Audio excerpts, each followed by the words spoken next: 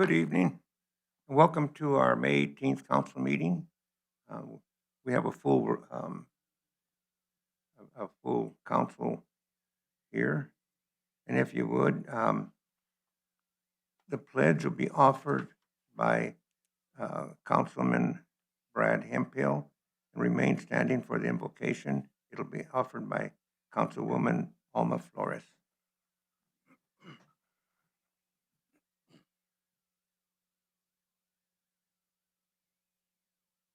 I pledge allegiance To the flag of the United States of America and to the republic for which it stands, one nation, under God, indivisible, with liberty and justice for all. Good evening. As we begin tonight's meeting, let us take a moment to reflect on the responsibility entrusted to us as public servants. May we work together with patience, understanding, and a genuine desire to serve our community. With gratitude for this opportunity to serve our community, let us begin tonight's meeting. Amen. Thank you.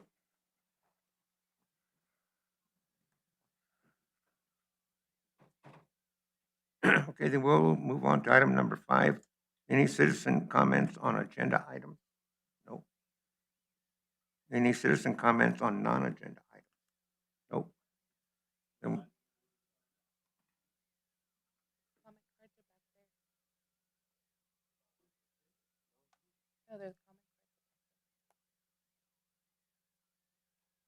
we'll move on to item number 7, the proclamation, National Public Works Week proclamation. Jeff? Thank you, Mayor Ortega and members of City Council.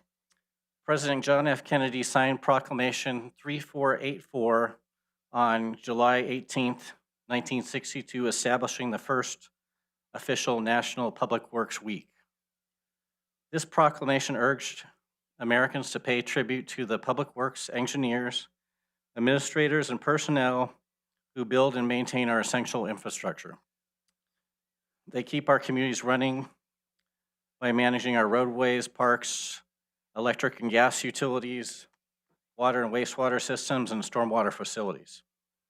Public works and utility staff often work long hours, frequently overnight or during severe weather, to make emergency repairs that go unnoticed by the general public. These dedicated professionals ensure the reliability of services we rely on daily, including clean running water, safe sanitation, electricity, heat, and safe roadways. Tonight we have asked Vice Mayor Lopez, a retired electric lineman who knows the vital work firsthand, to read the proclamation. Thank you, Mr. Lowe. And thank you guys for being here. I know it can be a thankless job. So, thank you. National Public Works Week proclamation, May 17th through 23rd, 2026. Rooted in service, powered by the community. Whereas public works, including utility workers, of course, public works professionals focus on infrastructure, facilities, and services that are of vital importance and sustainable and resilient to the communities and to the public health, high quality of life, and well-being of the people of the city of Safford. And whereas these infrastructure, facilities, and services can not be provided without the dedicated efforts of the public work professionals, who are engineers, managers, and employees at all levels of government and the private sector, who are responsible for rebuilding, improving, and protecting our nation's transportation, water supply, water treatment, wastewater treatment, gas utility service, electrical utility service, solid waste systems, public buildings, and other structures and facilities essential to our citizens. And whereas it is in the public interest for the citizens, civic leaders, and children of the city of Safford to gain knowledge of and maintain an ongoing interest and understanding of the importance of public works and public work programs in their respective communities.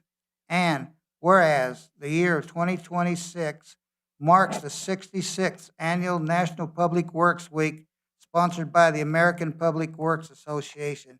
Be it now resolved that the city of Safford, Arizona does hereby designate the week of May 17th through the 23rd, 2026 as National Public Works Week. I urge all citizens to join with representatives of the American Public Works Association and government agencies in activities, events, and ceremonies designed to pay tribute to our public work professionals, engineers, managers, employees, and to recognize the sustainable contributions they make to protecting our national health, safety, and advancing quality of life. In witness of thereof, the mayor of the city of Safford caused the seal of the state to be affixed, done at the city of Safford, Arizona, this 18th day, May 2026. Thank you. Thank you. Okay, then, we'll move on to item number 8, contracts and. Mayor, Yeah, it would need a motion and a vote for the official proclamation, Mayor. Okay, Mayor, I move that we approve National Public Works Week proclamation as read by Vice Mayor Lopez. second. okay, we have a motion and a second to approve the National Public Works Week proclamation. All in favor? Opposed? Mayor, I believe, did you guys need a picture? Jeff? Yeah. We'll get a picture real quick, Mayor, if we get a second with all the public, or the gentleman from the utilities.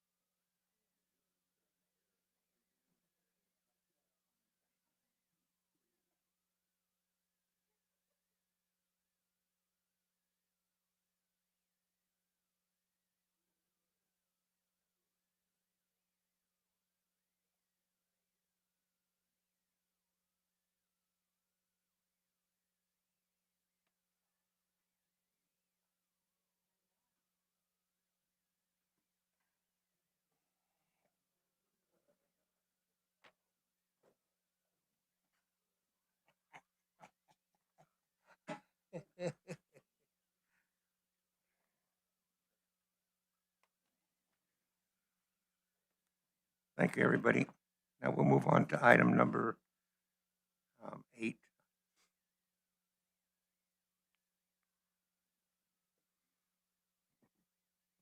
Good evening, Mayor, Council.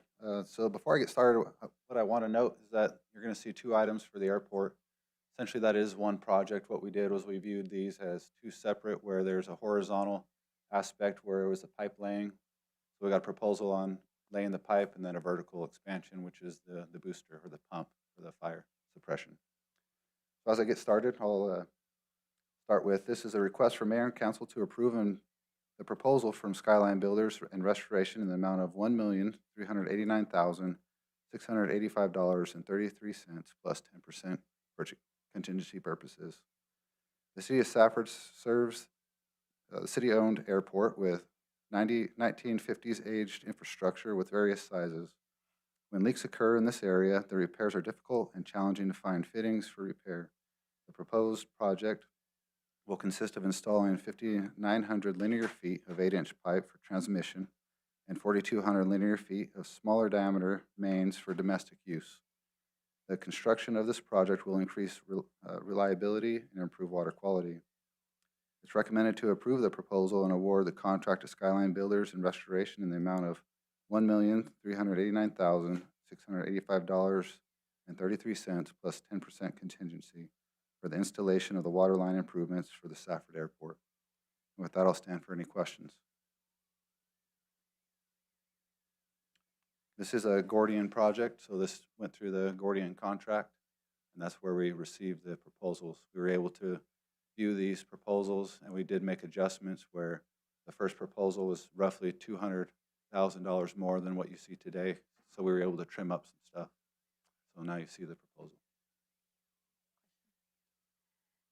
Morgan, I was just wondering, I did notice you used the Gordian contract, and I was wondering, did we finalize that? Is this now, are you using the list that we've approved now of contractors? So this is the generic Gordian that we started using. We're going to be formalizing our own JOC program. Okay, That's what so you're we, referring okay, to. so we have not completed that We yet haven't then. formalized our own JOC, but Okay. Mr. Lowe is continued on that. He's pretty close to getting that done. Okay, thank you.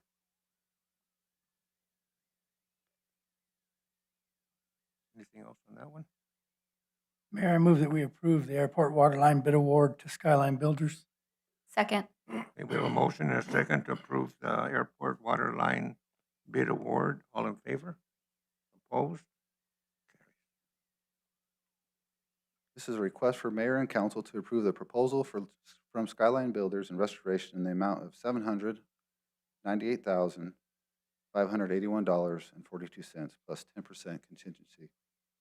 The city of Safford serves the city-owned airport with 1950s aged infrastructure with various sizes.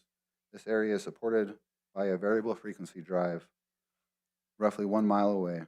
This operation can provide pressures for domestic use, but is challenged when requiring fire protection. The proposed project will complete the fire protection improvements by constructing a building to house a fire pump and connect the existing 200,000-gallon steel tank. These improvements will provide the needed fire flows for the area and businesses. It is recommended to approve the proposal and award the contract to Skyline Builders and Restoration in the amount of $798,581.42 plus 10% contingencies for the construction of the airport pump station. And with that, I'll stand for any questions. Any questions?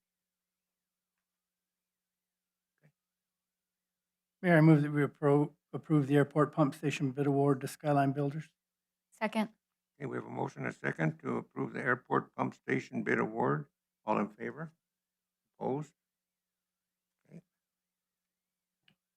Thank you. This request is for mayor and council to approve the purchase of the materials from Ferguson Waterworks in the amount of $236,004.90 plus 10% for any applicable taxes. The city of Safford maintains 3,500 linear feet of 12-inch transmission main behind Daly Estates. This main is made of asbestos concrete and installed in native clay. The clay material will swell and move, resulting in the pipe to break, and frequently requiring overtime and several employees to repair. This project will consist of in-house labor, replacing the AC pipe with modern, more flexible material. By completing this project, this will reduce service outages, repair materials, and employee hours. This purchase will utilize the cooperative purchase method and satisfy our procurement policies. It is recommended to approve the purchase of the materials for Ferguson Waterworks in the amount of $236,004.90 plus 10% contingencies, or for any applicable taxes. So this project is a CIP approved project this year, and we will be doing that in-house, the installation of it. And with that, I'll stand for any questions. An action item. Mayor, I move that we approve the AC water main renewal proposal from Ferguson Waterworks. second, Okay, we have a motion and a second to approve the AC water main renewal. All in favor? Opposed? Thank you. Thank you. Now we'll close our regular meeting and then convene into a work session.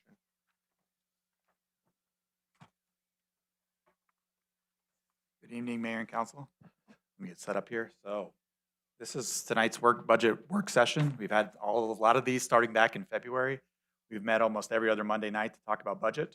And so this is getting close to the finalization. This is kind of a key point in our process. This is when we show you a balanced budget for the general fund. And the general fund is one of the ones that has the tightest amount of revenues and the most designated amount of expenditures in it. So if you can balance this budget, usually the other ones are a little bit easier than this. So tonight we'll have a lot of key facts in it of what we've done to get to a balanced budget. But first we want to talk about the revenues So in order to understand a balanced budget, where revenues and expenditures are, ongoing revenues and ongoing expenditures are equal, you have to understand our ongoing revenue situation. So back in January, my deputy at the time gave a presentation, and we're going to be using some of the slides. I'm just updating him from that time. He gave a presentation showing our general fund would be receiving revenues of about $20 million, which was really, really low compared to what we normally spend, around $25 million. So at that point, that's just our initial guess at the 6-month mark. But as we've gone through the budget and gone through the expenditures, we're still at 25, closer to $26 million. So what we've looked at is other revenue sources. We used to be able to balance our budget with just sales tax, state shared revenues, property tax, and a few other small taxes. Revenues were generally good for the city of Safford for the last 3 years, so we could just balance our budget based on those simple information. This year is going to be a little bit more complicated. A lot of those revenues have changed. Those guaranteed revenues are not coming in like they used to. So we're trying to come up with a balanced budget based on other revenues, and I'm going to point that out tonight as we go through it. But here's sales tax, our biggest revenue that we have for the state, for the city of Safford. So we budgeted $1,185,961. That is a flat budget from the previous year. So 2025's budget had the exact same revenue of $11,185,961. Given the projected model that my deputy created, we believe that we were going to receive $11,106,000. As you can see, a little bit less than what we even budgeted, but only $90,000. But that's based on the first 6 months worth of data. The county did share data with us today. It's a little more pessimistic than even that. So as you can see, the dots on this chart, this is kind of a linear regression line that basically models sales tax for the last 5 years and says, okay, it's generally growing year over year, right? But as you get more dots that are below the line, you start to pull the line down. So the last, I guess, 4 months have brought down that line even further. So for this presentation, I am projecting a budget of $11,585,961, which is $400,000 higher than previously budgeted. The hope is that as we go through the next 18 months, which starting in July would be the beginning of the fiscal year, and it would end in June of next year, that sales tax regains its footing and gets back on that linear regression line, and all models would point to this is a pretty conservative estimate of what we're putting out there. But again, we don't know. It's all about the economy. It's all about consumer confidence. That's what really drives sales tax. Sales tax is a very volatile revenue to depend on for governments. Property tax is a lot more steady and accurate, but sales tax is kind of a educated guess. So from all the resources we're looking at, $11,585,961 is the best revenue guess, which is $400,000 higher than the previous year. Any questions on that before we go forward? There's lots of different revenues tonight.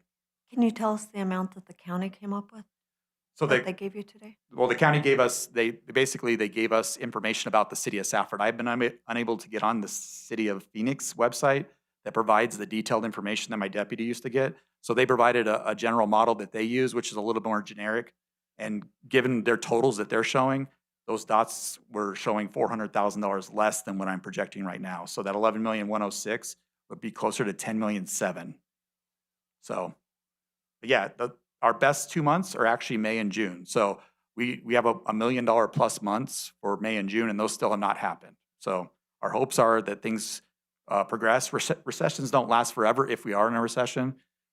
They do rebound at some point. It's all about consumer confidence, what's going on around the world, how people are getting paid. If people are paying most of their paycheck to fuel, we don't get any sales tax from fuel. So those kind of things are what's currently happening in the market, but is that going to happen in the market for the next 11, 12, 13 months? So you have to look into the future and kind of guess. Any other questions? All right, state shared. This was always kind of a progressively growing revenue source. These things were pretty steady. They were always growing year over year. This is where we share the state income taxes. This is where the state charges 5% of the sales tax, and they share that amongst the state based on population and various other factors throughout the state. Well, the state has made a lot of decisions on its own about how to spend this money, and it's becoming less and less and less to the localities that have become dependent upon it. So we get this information from the League of Cities and Towns. They're pretty accurate. Whatever they guess is usually like within $100,000 of accurate. So these are numbers that they put out as final for 2027. So VLT, which is vehicle licensing tax that we actually send to our HERF funds. So we don't even get to spend that in the general fund, but that is actually growing. It's going to be up $76,000. So streets are doing $76,000 better. Highway user revenue funds, those are what we get from, this is from the sales tax on gas, or the not sales tax on gas, the tax on gas, the excise tax on gas. The state divvies up that around the state based on population and various other factors. That seems to be flat for us. But that, again, doesn't benefit the general fund. That benefits a special revenue fund, which is streets. So these are two positive things, but not really helping us out tonight. Transaction privilege tax. This is where the state's 5% sales tax is divvied out amongst all the localities. The problem is that we have a brand new town of 100,000 plus residents that just formed last year, and they're, for the first time, are going to be taking sales tax from that big pot of money. So how that affects the city of Safford is it's going to drop our sales tax by $67,881, a 4.2% revenue decrease. And since they are such a large town, it's going to continue to impact us over time, and not to mention other large cities and towns are growing. So as they continue to grow, they're going. This is not as dependable as we've become used to in the past. This is one of those things that we're going to have to probably factor into our own sales tax collection and or our other taxes to make up for these losses. URS, or state income tax, this is where the state has a flat income tax rate. They just changed to, and I believe the last 4 years. And that is divvied up based on population and various other factors. The thing that's factoring in this year is the federal government passed the big beautiful bill that had a lot of tax cuts for no tax on overtime, no tax on tips, no tax on various other business type. The state had to modify their income tax, their flat tax, to better, I guess, collate with that big beautiful bill at the federal level. Because if you ever do your federal taxes, you notice that the state you take the same deductions at the state level. So the state tried to conform to that big beautiful bill, and that ended up in a $159,508 reduction to the city of Safford's. And believe me, we're one of the, I mean, there's bigger cities that have bigger cuts, but we had a 6.9% cut. That should be a one-time, because there's only one time you adjust your tax strategy, but who knows with the state, as they talk and talk and talk about various bills every year, they seem to always go after these various revenues. So I think the years of depending on these things for right now is probably not great. So we're City of Safford, we're on our own out here, and we got to do it on our own. So any questions about state shared? So these are different than, I'm showing you what was projected by my deputy back in the day. These are now finalized numbers where we're seeing reductions of almost $200,000, $300,000 in just state shared. Safford Rural Fire District. This is one of our major revenues. The Safford Rural Fire District has a contract with our fire department to operate 50-50 for capital and operations until next year. I believe the contract is up, the 3-year contract. But for this year, the budget in fire has gone up for various reasons. But they would split half of that. So they gone from, we budgeted $692,000, but they did give us $872,000 last year technically. The budget was $692,000. But half of this year's budget is $1,071,310. And I believe they've already passed their tax rate to be able to do that. I think our fire chief, Patrick Anderson, has explained that to them. And I think they're good with that number. So $1,071,310 is currently, I think it's dropped because of some changes we made tonight. So technically that was the number 2 or 3 weeks ago, but you'll see tonight we've done a few things that affected the fire budget a little bit and dropped it. So they would pay half of less, right? All right, Graham County Library Support, we've budgeted typically $45,000 a year. They usually gave $50,000. Again, this is strictly up to the county commissioners and how they want to do this every year. We're budgeting $50,000 again this year, but they have other obligations that they're currently seeking after. So who knows? That's really up to the county commissioners, but we did budget $50,000 for county library support. Franchise fees, these are tricky. So a lot of confusion whenever we talk about these. There's 2 different parts of the franchising / in lieu of franchising taxes. So in our code, we talk about water, gas, electric. If they were independent gas, electric, and water companies, they would have to pay the city, as one of its revenue sources, would charge 5% of their revenues to operate. So that's in our code. That's if they weren't part of us, but they happen to be part of us. So we do collect that 5% from our gas, electric, and water department. And we also charge indirect costs. So this is where we ask ourselves, there's certain departments, the council, your department, the city manager's department, HR, the city attorney, the clerk, my office, planning, a little bit of planning and community development, not all of it, public works, administration, just that, and facilities, those departments benefit both the enterprise funds and they also benefit the general government. So looking at the 2025 audited financials we just got in March, that would tell you that 47.1% of our operation is for the utilities. So I would charge them 47.1% of just these departments. What that does is that generates $2.6 million. So let me, the numbers down here so it can make sense of it. $919,000 is that 5% franchising fee that I was talking about. That's going to $1,106,350 because we raised the fees this year, possibly, in the budget, so that would go up. The other part of it is we budgeted $1,106,000, and there were various reiterations of this model that didn't make any sense. It didn't have anything to back it up. So again, I'm going to solid sources that we could back up what we're doing and why we're doing it. That would show $2.658 million. So altogether, I'd be collecting $3.8 million from our various utilities.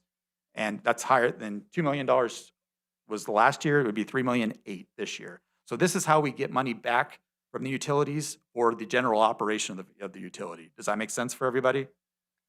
I also Councilmember just Flores? want to ask, that increase also includes the change of expensing motor pool as an expense and changing that into a transfer to be included in this as well. Correct. There was Okay. some weird math that I didn't catch on my last 2.5 years here, but as I was going through this model without my deputy, that we ended up charging fleet more to the enterprise funds in an effort to keep this number low. And I'm like, it would be better just to make the number correct and charge the correct number for both instances. And by doing that, I've undone that this year, and that's why you're seeing this 3.8. That is a major part of it, that I'm undoing this weird math we were doing for fleet allocations and showing what it really costs.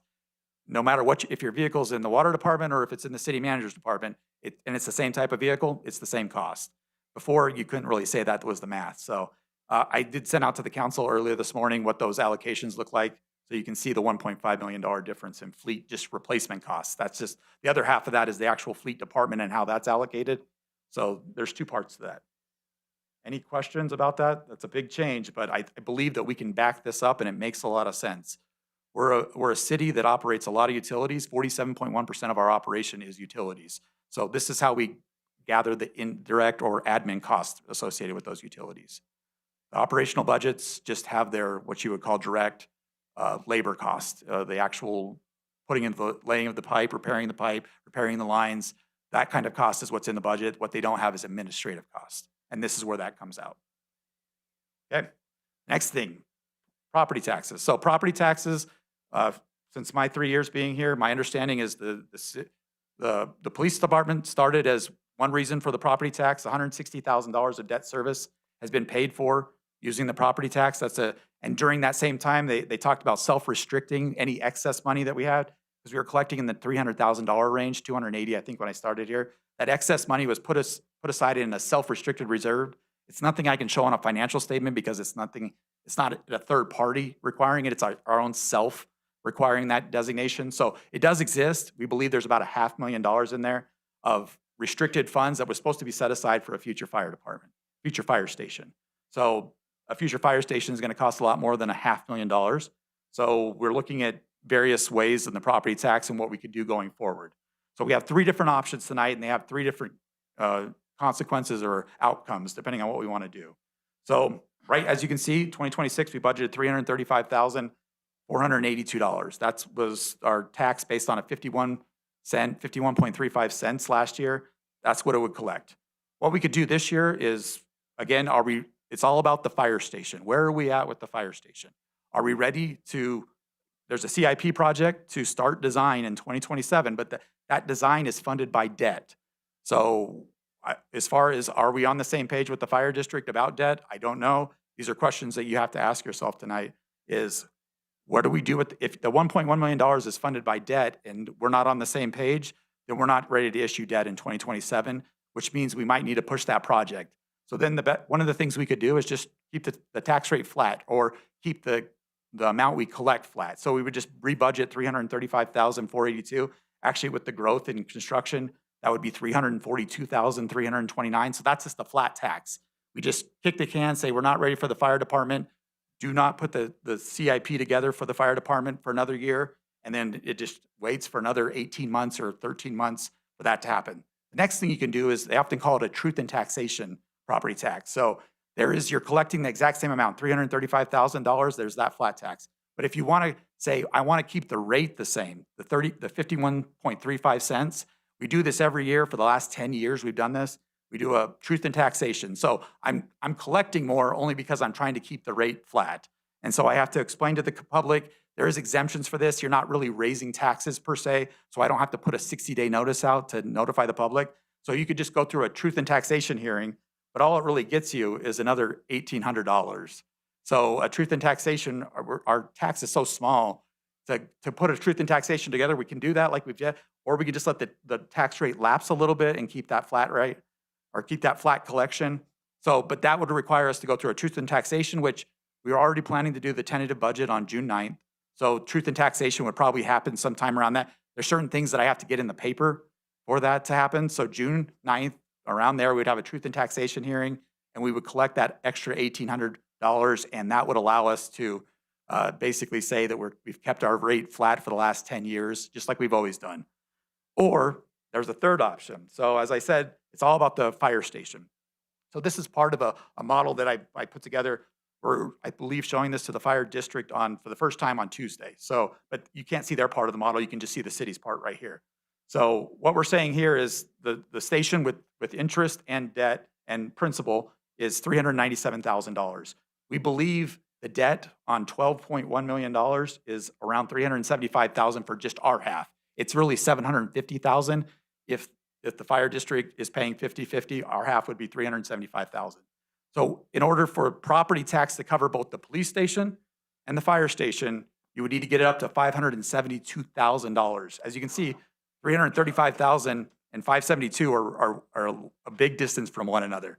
As you can see from this model that I'm trying to show you here, is it would take you probably 3 years of about 15% increases to get to the 80 cents and 80.51 cents. That's what you would need to collect, we believe, by the next 3 years, because it also shows the assessment value of houses going up. That's what we would have to do every year for the next 3 years, so that we would have equal property tax to what we believe the district would have equal property tax. They've already made a property tax projection for this year. It's much higher than what my model requires, and we're gonna have that conversation on Tuesday with them. But if we wanted to match their property tax, which for me, issuing debt on both their property tax and our property tax, that's some of the most stable revenues we can give a debt, which means that we could get some of the best rates if we actually backed it up with property tax. But if we have other plans or other models of how we're gonna fund this debt or how we're gonna fund this station, then the 15%. But this would require, because I am actually raising the property tax, this would require a 60-day notice. So we would, in order to make this, the cutoff for budget is the third week in July, which is July 20th, I believe. I would have to put out the notice tomorrow, and that would go for 60 days, and we'd have to call a special meeting on July 20th to actually pass this property tax increase with the budget, and then the budget would be passed 3 weeks into July, which means raises for employees would be delayed for 3 to 4 weeks, probably a full month if not. So those are the 3 different models. What I have budgeted here tonight in our balanced budget is just that flat tax, going with the easiest process forward. But this is a work session, so any suggestions you have, if there's just no way, if a flat tax is where we're going, that's great. A truth in taxation, if you believe it's worth the effort, is the juice worth the squeeze, then we can go through that. And it'll add a few $1,000s to a $128 million budget. Or you believe it's time to do what we've always done with property tax, which is pay for a fire station and anticipate the debt, then tonight I would need to know it's an intent. You aren't approving the property tax. You're just telling the public for the next 60 days, as we put it in the paper, we intend to raise the property tax 15%. And it sounds like a lot, but it goes from 51.31 cents, 35 cents to 58.72 cents. So, and I think the effect on property owners, I want to say it's anywhere from $7 to $21 for individual property owners. Commercial does pay the largest part of it. That's a good thing about taxation. Taxation doesn't always make sense. Like sometimes you're taxing the wrong things for the wrong purposes. But I think when it comes to public safety facilities and property tax, what makes your house worth the money is having police and fire, right? That's what your house, so basing the value of your house off police and fire operations. So I believe it's a good way to spend our property tax. We're not paying for the operation with the money, we're just paying for the debt service associated with both those facilities. I think our debt would take us out to 2040 something or other. So it'd be multiple years of property taxes, of paying it off. So it's people that are just moving into the community would pay for the fire station that you're trying to create now. And again, there's a lot of what ifs in there. Is the station $12.1 million? Every year we wait, we're told by our consultants, and we've seen the math. It started off at $7 million in 2007, and it's gone up and up and up. We're at 12.1 right now. What will it be by the time we actually get to an agreement and move forward on this? Every year, they're saying it's costing us around $1 million. So at some point, are we going to do it? Are we not? It just gets more and more expensive. So tonight, I guess we can wait till the end if you want to think about all this in totality. But right now, I'm just pushing a flat tax, you could call it. I guess that's the best wording for it. A flat 335,000 or 342,000, and no truth in taxation and no 15% increase. But if you want, we can talk about that more. This is a good chance to talk about that. Troy, can you explain to me why we do 15% 3 years in a row instead of just pick a number and go? So they do have a limit of what localities, municipalities can do. If 15%, if I keep it under 15%, I don't need a unanimous vote from the council. I can go a little bit higher, but it buys us a few more pennies and cents or a few more thousand. But I didn't want to force it. A unanimous vote would be anything over 15% would require a unanimous vote in order to get to it. I just feel like that's, I don't know, kind of But on the pulling the yeah. wool over somebody's eyes when you do it that way. But on the fire district side, our same model, they need to get to their same property tax rate for them because all they have is property tax to pay for both operations and capital. So they've got a lot more on their side they would have to do to match it. So it would take them 3 years to get to the same model. And I can show, and that's what's interesting that we've learned from this whole thing is when they raise their property tax, it actually affects people in the city of Safford. That fire assist tax is now going to go up, whatever, I think they went up 20 cents. So we're going to pay a portion of that increase in your house. So part of that goes to the fire district. And we're pointing that out to them that they are collecting money from the city of Safford for their operation. So yeah, so that's another thing is property taxes are already going up, not from the vote of this council, but from the vote of the fire district. So you have to keep that in mind. And it's not a lot. I think you currently pay $16. It's going to go up $2, I believe, from the actions that they've taken. So Troy, I just want to be clear, what you have included in the budget right now is the 342, 329, which brings the tax rate down to the 0.5107. Is that Yep, correct? 0.5107. Okay. And then also, I just wanted to, sorry, I know you told me this a couple meetings ago, but the police station will be paid off when? 2034, I believe. 2034? Okay. And so we have 500,000, you said, in Correct. the savings for So the. yeah, if we started the debt in 2028, again, if we don't have the property tax, we would use those reserve funds to make those first few payments. So we could use those reserve funds because we won't have the property tax rate in place until 3 years out.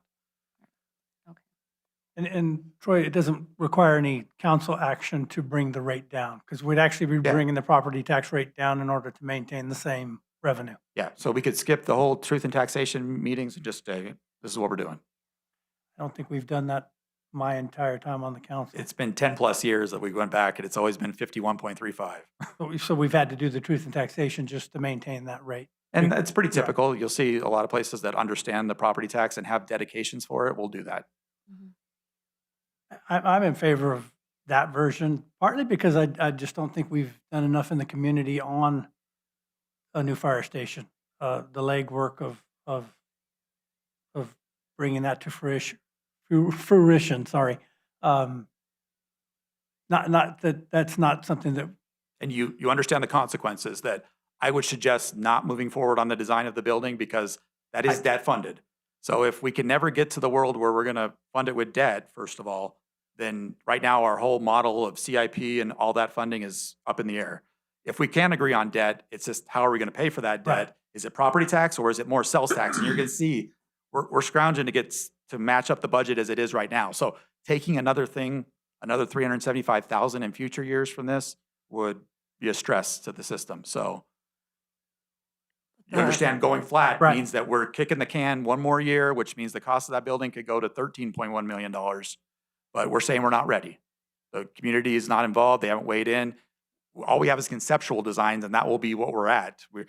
Final design does get you to a final number. We have to agree on a place and where that's gonna be, the surveying. All those questions are still up in the air. So, but can we get there in the next 2 months and solve this?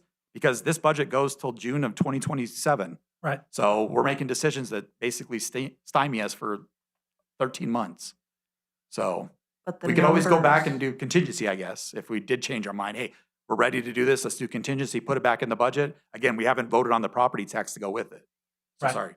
No, Councilmember you're Brennan. fine, but the numbers aren't there right now. The fire department is not at the same number that we're talking about here.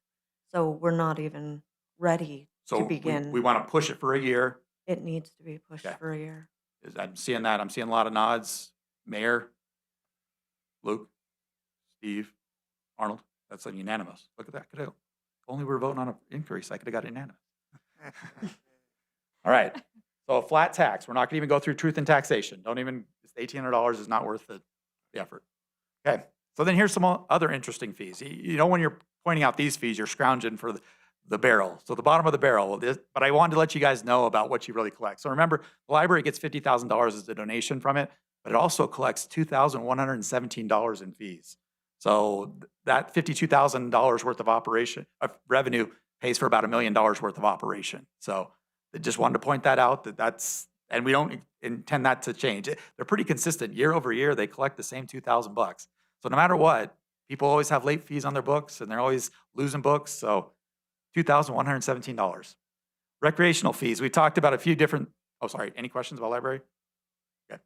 Recreational fees, pool, basketball, volleyball, and special events.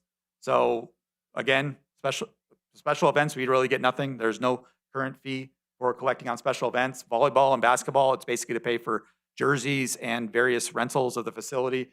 They kind of break even, but again, the labor, I think, is still covered by the general fund. The pool is where you collect most of this money, and half of it comes from the snack shack. So the snack shack, once we get those captive kids there, we really get their money from them. So about $25,000 of this is snack shack money. But the other part is collecting the $2 pool fee when you go in. We're not projecting anything changing there. The rates are still the same. The fees are still the same there.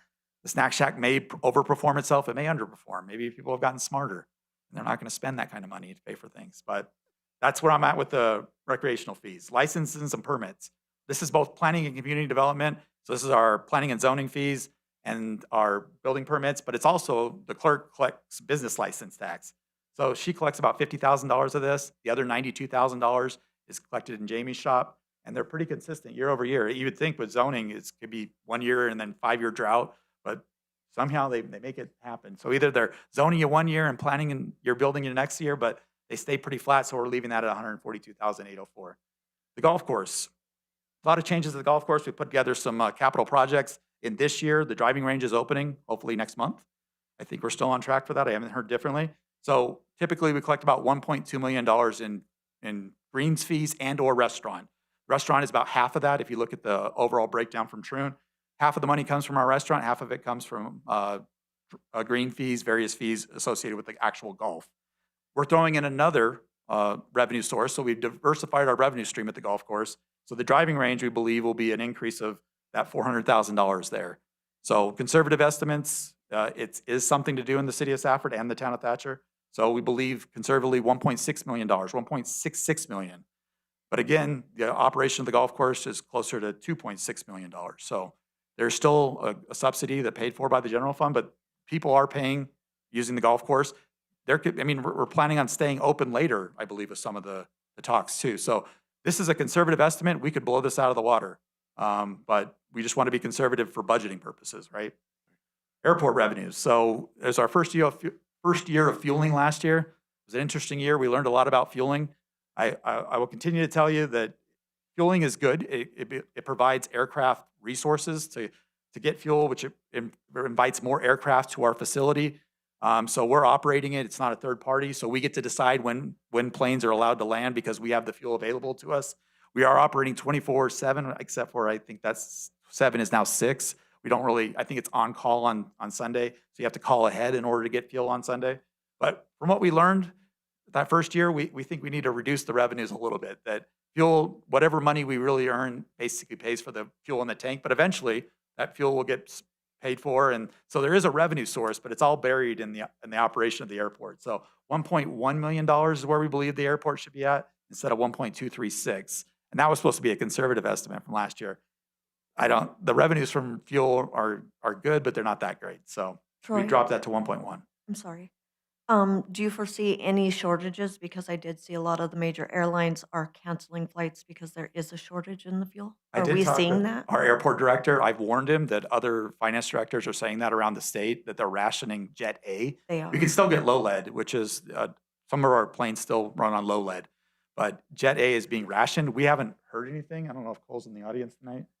So I have warned him that there could be rationing of Jet A, but no one's flying anywhere at that point. So we're getting whatever revenue we can get, but everybody else is suffering at the same time. But that's the other thing, is you're paying for staff to be at the call, but we don't know when Jet A will be available again. But we have not gotten cut yet. So from my understanding from Cole, we're still receiving Jet A. We don't get a lot. It's 8,000 gallons at a time. So maybe we're a small user and we can fly under the radar, but there is airports around the state that are saying they can't buy Jet A currently. So And this is still using the truck for fueling, because we're pushing out the fuel station, I believe.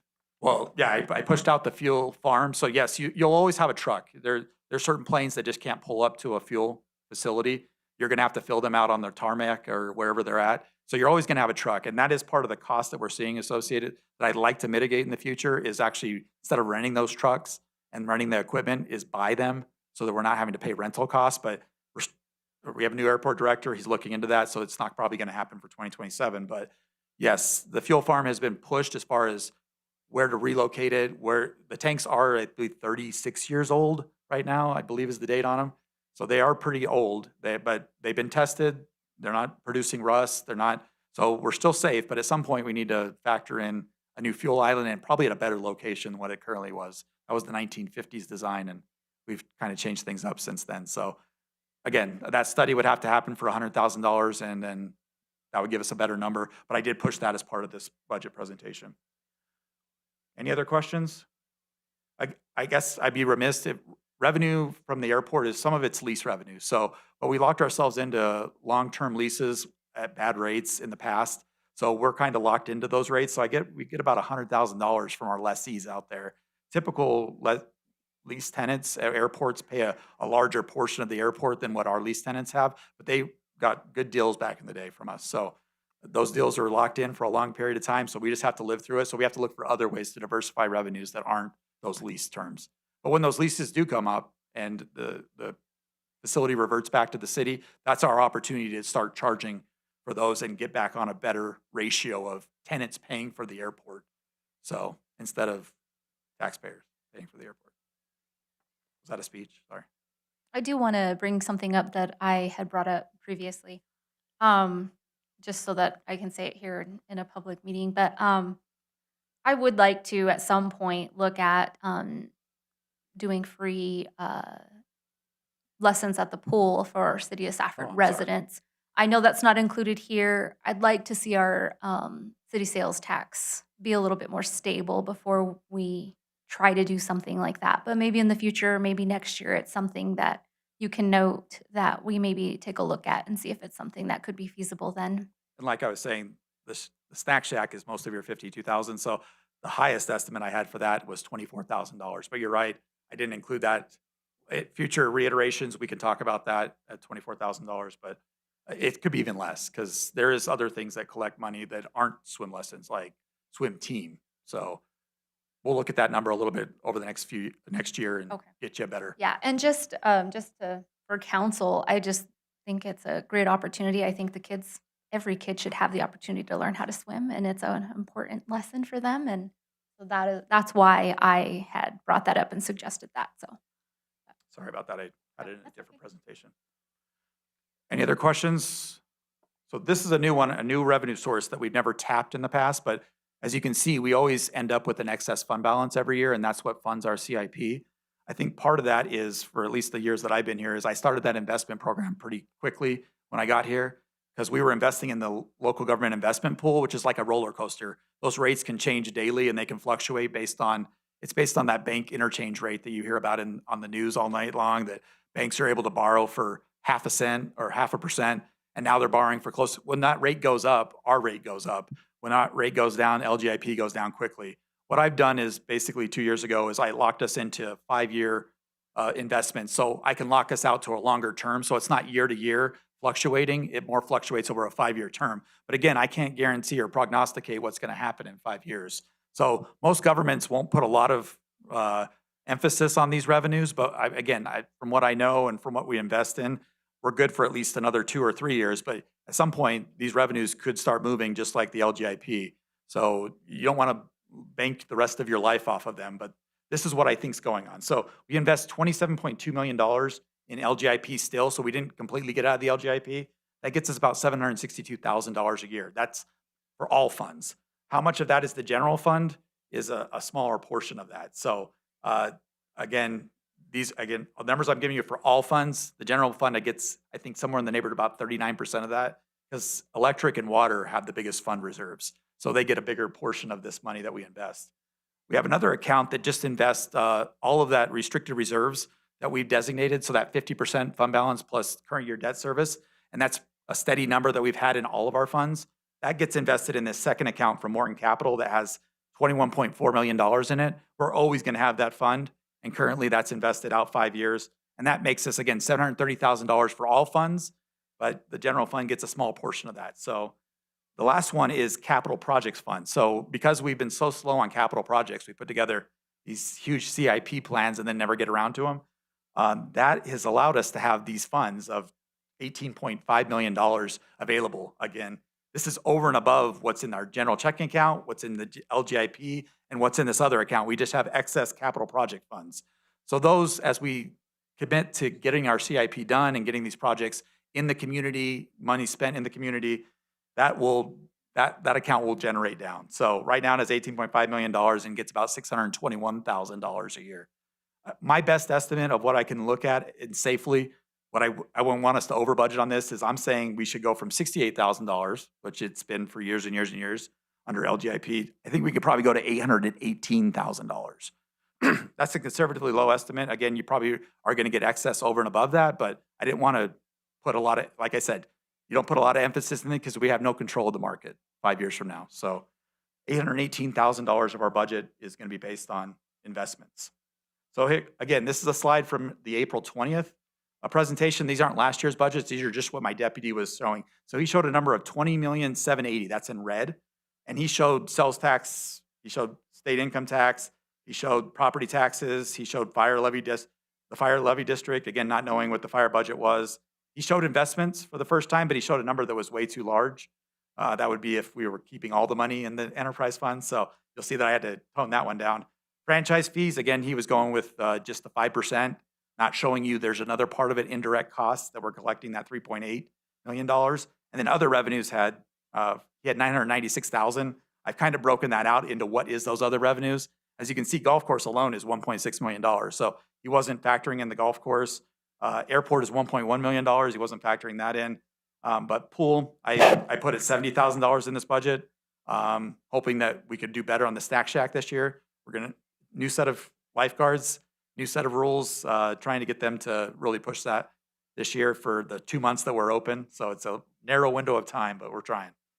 Business licenses, again, doing the same thing that we put in the budget in our presentation. Library fees with the library donation, and then building permit fees at $97,000. So with all those revenues I showed you, I think we can get to $25.495 million. So again, closer to what we actually spend. What does that mean? So here's our overall. We've gone through the general fund budget.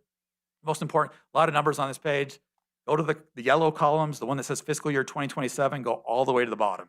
So we break up revenues into two different things. There's ongoing revenues, which we've been talking about tonight, and then there's one-time revenues. One-time revenues pay for our CIP projects. So when we over-collect in the general, so we budget a certain dollar in the general fund, but then we bring in more because things are more rosier than we thought. All that dumps into one-time revenues, and that's what helps us fund our CIP projects. Right now, you could say we have a balanced budget because we have ongoing revenues equaling ongoing expenses. So from the presentations we gave you last week, with some changes tonight that I have to tell you about. So the presentation, the other yellow column is the changes that we had to go in and reduce in those presentations from that night. But we are at $1 million. So the negative is not bad. Negative is good. Revenues are usually negative. So 109, 154, we are excess balances. So we would contribute $109,000 to our general fund balance, which would help us pay for CIP. The problem, or maybe not so much of a problem, again, taking that same number in the upper right-hand corner, is the 109, 154. This is looking now at CIP, those one-time revenues. So the CIP package that we've brought to you tonight, we tweaked it a little bit, is at $16.7 million. It's that number right in the middle of the general fund. And as you can see, we currently have, from the audited financials and the 2026 budget coming out, if everything comes out the way we think it's going to come out, we're going to have $17.3 million. So we have one-time money to pay for one-time CIP projects, except for the debt. So the one thing that we don't have in this budget is that debt.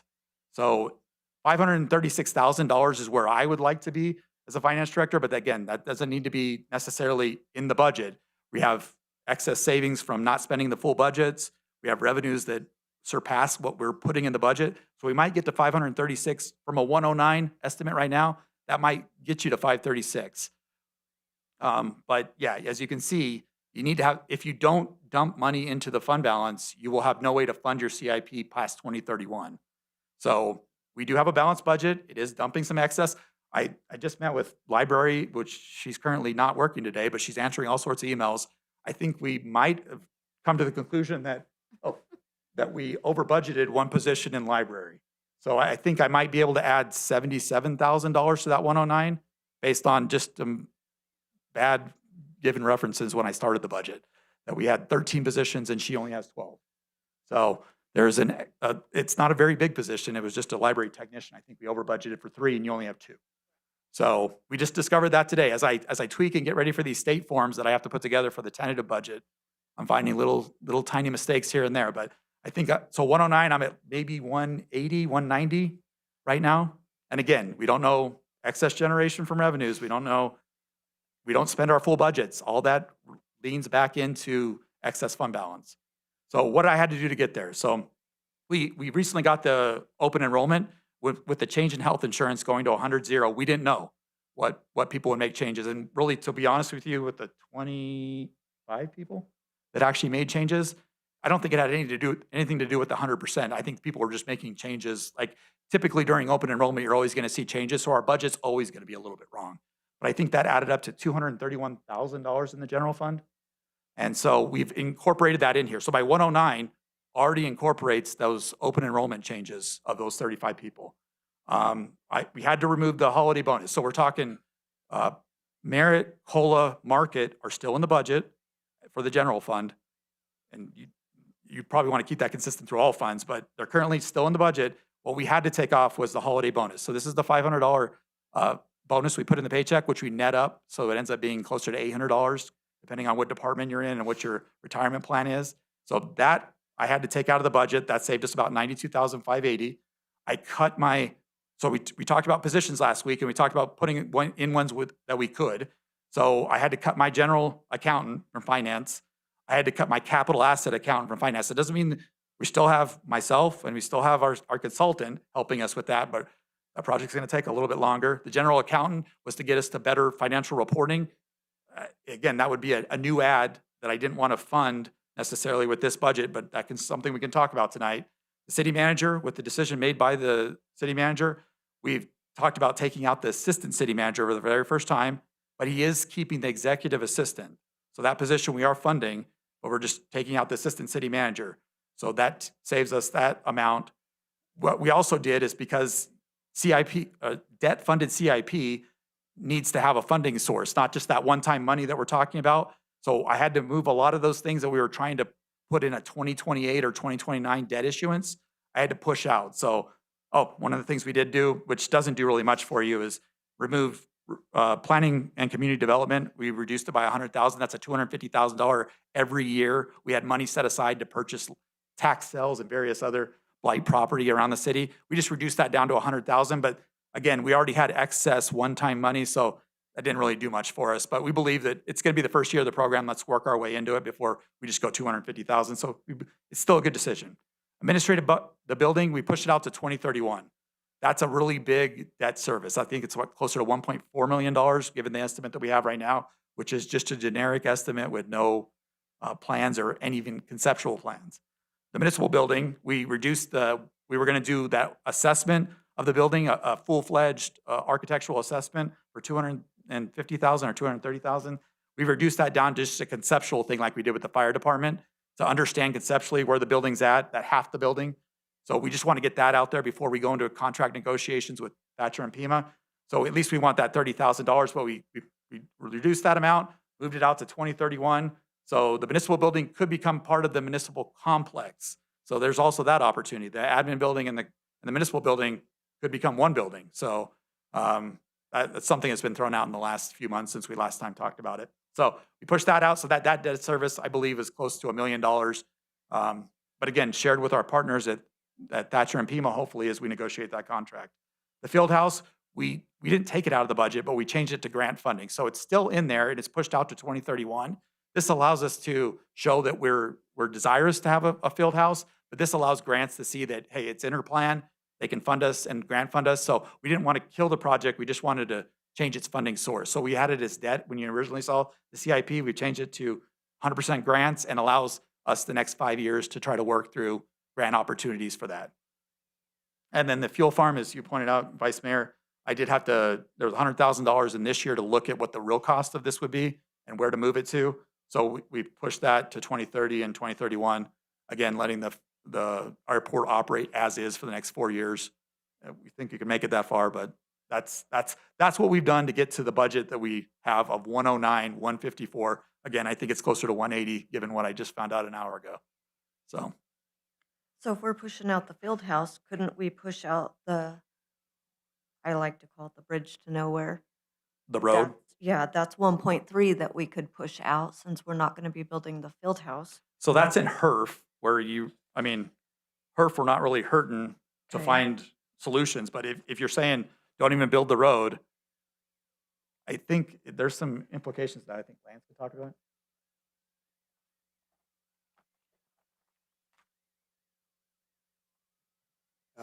In order to actually do anything on that property, we need access into the property. And one thing that we're working on would be to get the bridge or the pipes over there to get access to that property. And we also have a developer currently working on the east side, on the highway side, where we could actually bring 26th all the way and tie it into 8th Avenue, which just gives us that east-west corridor. So that's the potential there that we're looking for, is just having access through that entire property.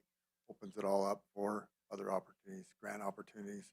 I think when we originally started this, Councilman Orbizo was looking, we were trying to get a Diamondbacks grant, which you couldn't even apply for unless you had access to the property.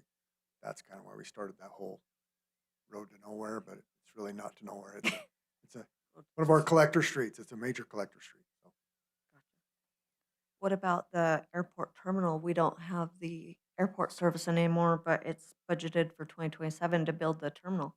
But that's Yeah. all grant funded, so it doesn't affect our one-time general fund revenues. Okay. That's all, those are just pies in the sky. That if they come through, they come through. If not, then nothing happens with them. It does make our CIP larger, so yes, I could change that to a more realistic date. We didn't make it through the grant funding, I believe, this last time, so it's safe to say it's not gonna happen in 27.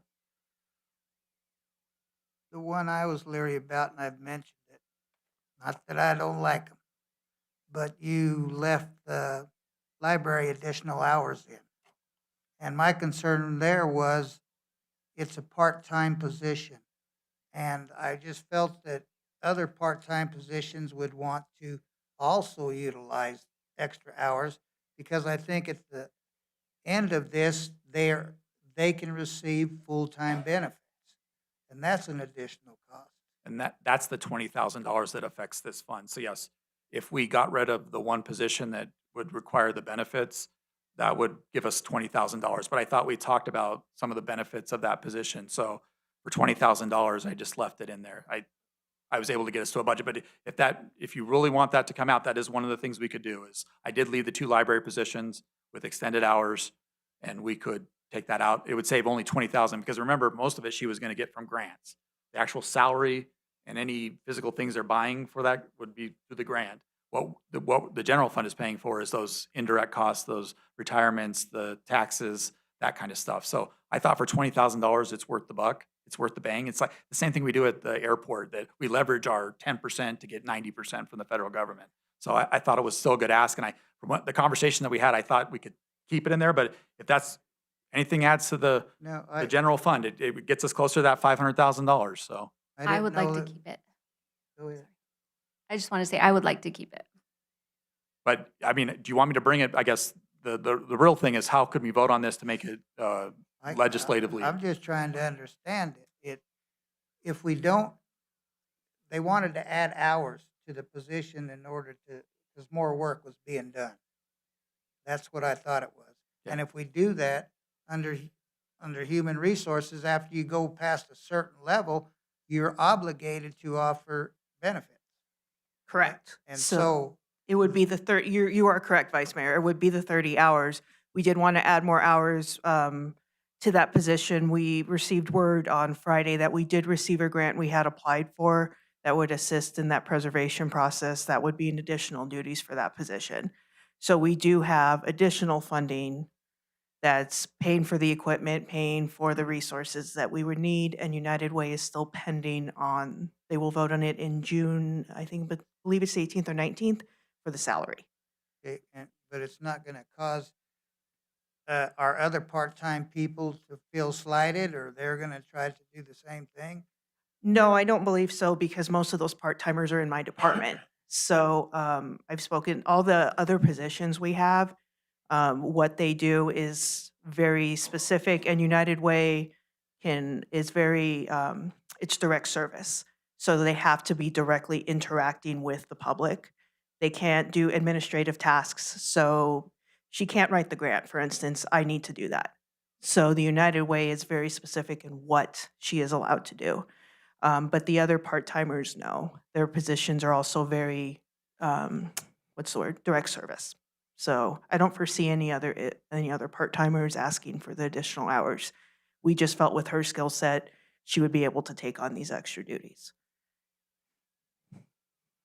Thank you. You're welcome. So keep in mind, Vice Mayor, she is cutting her budget by $80,000. That 1 hour ago conversation, so. An over $1 million budget. Hey, hey. Okay. Every penny counts, Yeah. so. Any other questions? This is how we saw to get to a balanced budget, so how do you see it? So my question is the holiday bonuses. I thought we back, I don't know when, but we voted in December. Do we, how did that So happen? we got that in what the- I'm taking away is that ability. Normally, we would say we budget up to 500,000, and then in December, you would decide whether or not to give it. I'm saying I can't even put it in the budget to give that possibility in December is what I'm telling you. Is right now, that's one of the ways we're keeping this budget balanced is by taking that. And this is going to be, there's another side of this. There's an enterprise presentation I have to give on June 1st. You're going to see some negatives there that it's not just the general fund that's trying to get there. It's the enterprise funds that are trying to get there. So you don't see. I don't see that. But I mean, this is your council budget, so you tell me what you think is priorities. This is what we're telling the public. So if you're saying we want that back, we believe that's the best thing we're giving our employees market, merit, COLA, and a gift card. So, I mean, if you want it back, we can come up with other things to cut. But at this point, I think that's- we're cutting major programs. That's what I'm saying. It's like we voted like in December. If we had it, we gave it to them. If we don't, So I'm telling you budgetarily, I don't even have it to get you to December. okay. But I don't know what I was going to add to that. I don't know if it was important. But so what this does affect is one thing is volunteer firefighters, they don't get market merit or COLA. So that was the one thing that they were getting. So we are alienating the fire department with that decision. So Patrick had to come and remind me of that. So I just be remiss if I didn't remind.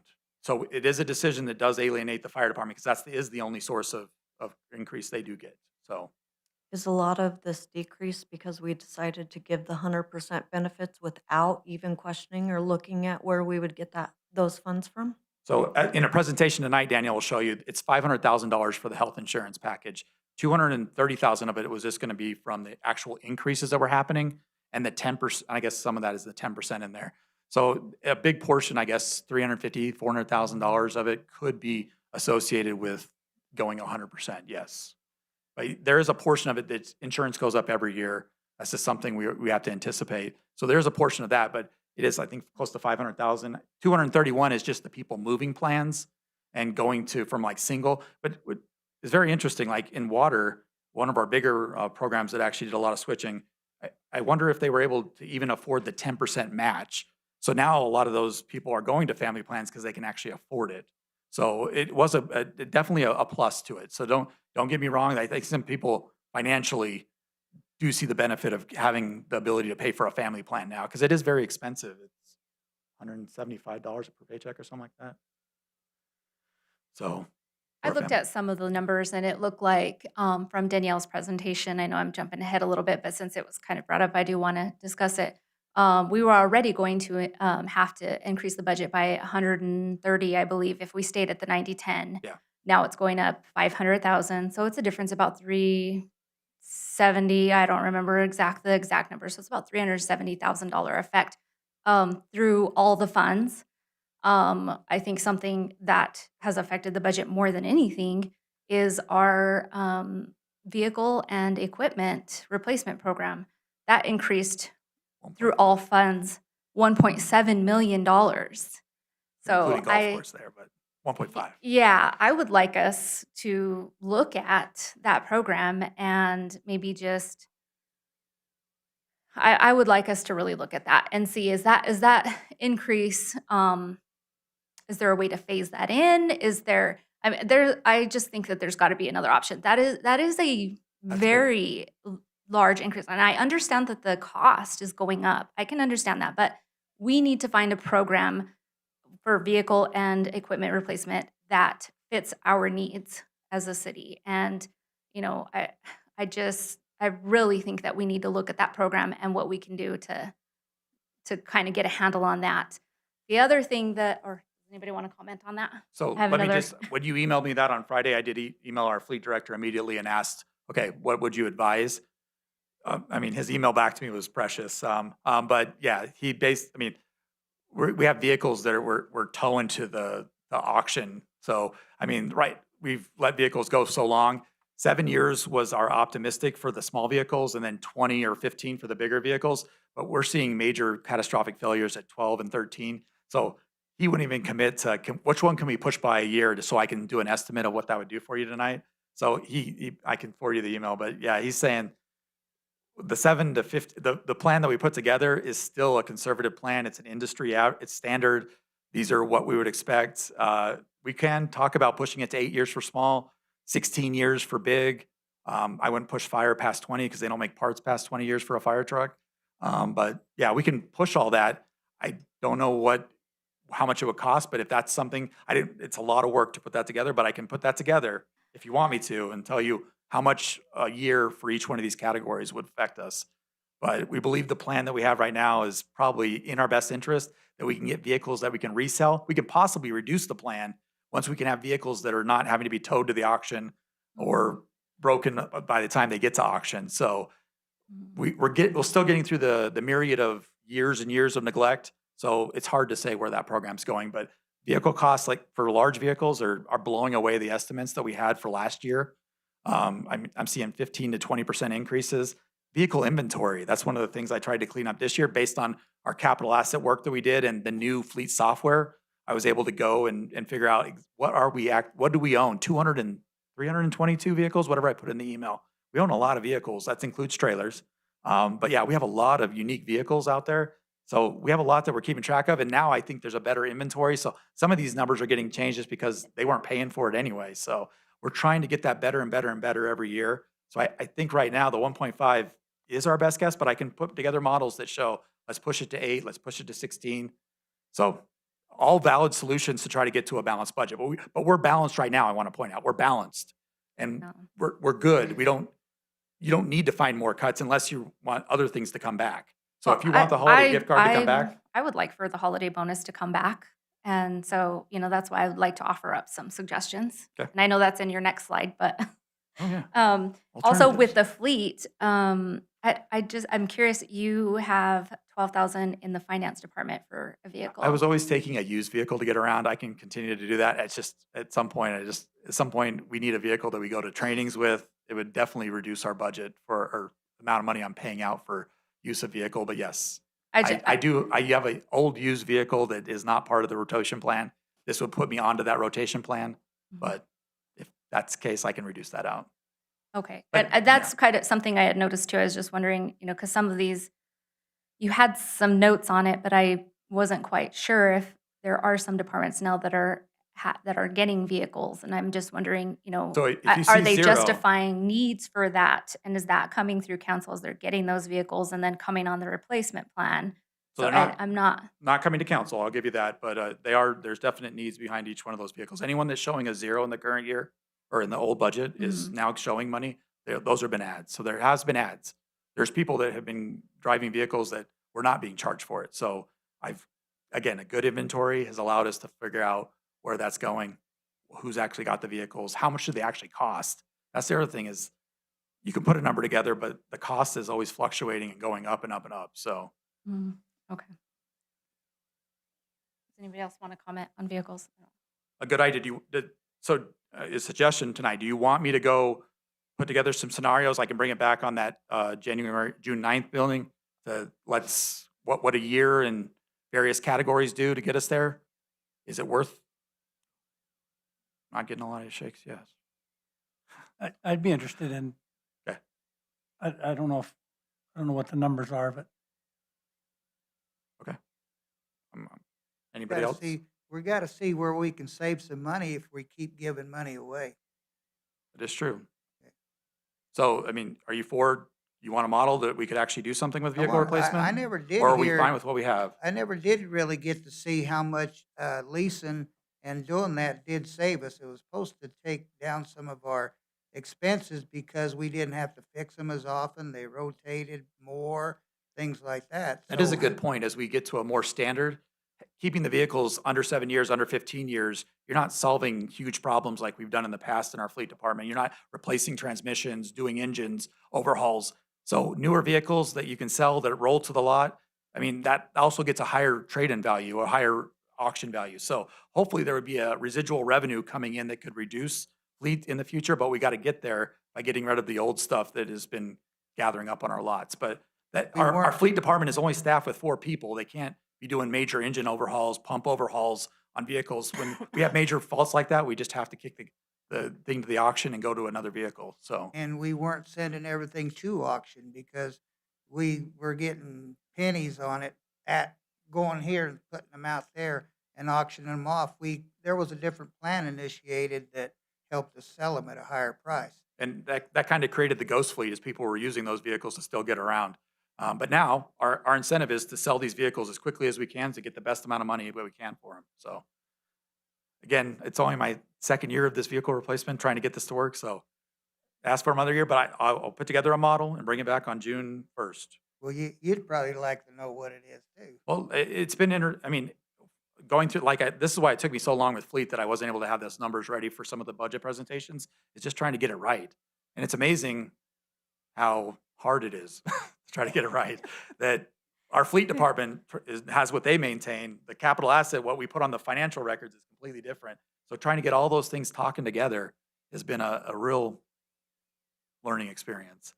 But we're getting there. So No, I feel like too, we have kind of had that hybrid of, are we leasing? Are we paying with cash? Are we, and So I think don't- of leasing. I Leasing just- doesn't I'm not- really save us any money. It just allows Right. me, when I don't have the money, it allows me to spread out those payments over time. So like I'm selling you this year, I'd like to buy the vehicles, the 15-year vehicles, the big vehicles, because I'd like to get the price locked in rather than let it grow 12% every year until I can get around to it. So I'd like to get as much as I can by leasing it. I can buy it today because I only have $6 million in cash in the fleet fund.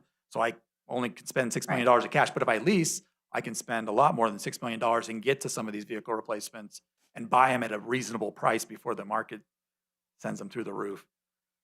Municipal, I think some people just know municipal vehicles are like, you can't operate without a vacuum truck.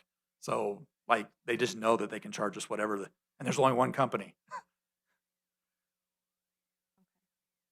You right. can't operate a utility without a vacuum truck. You can use a shovel for other things, but in utilities, they never use shovels. Any other questions? I have more, but I don't.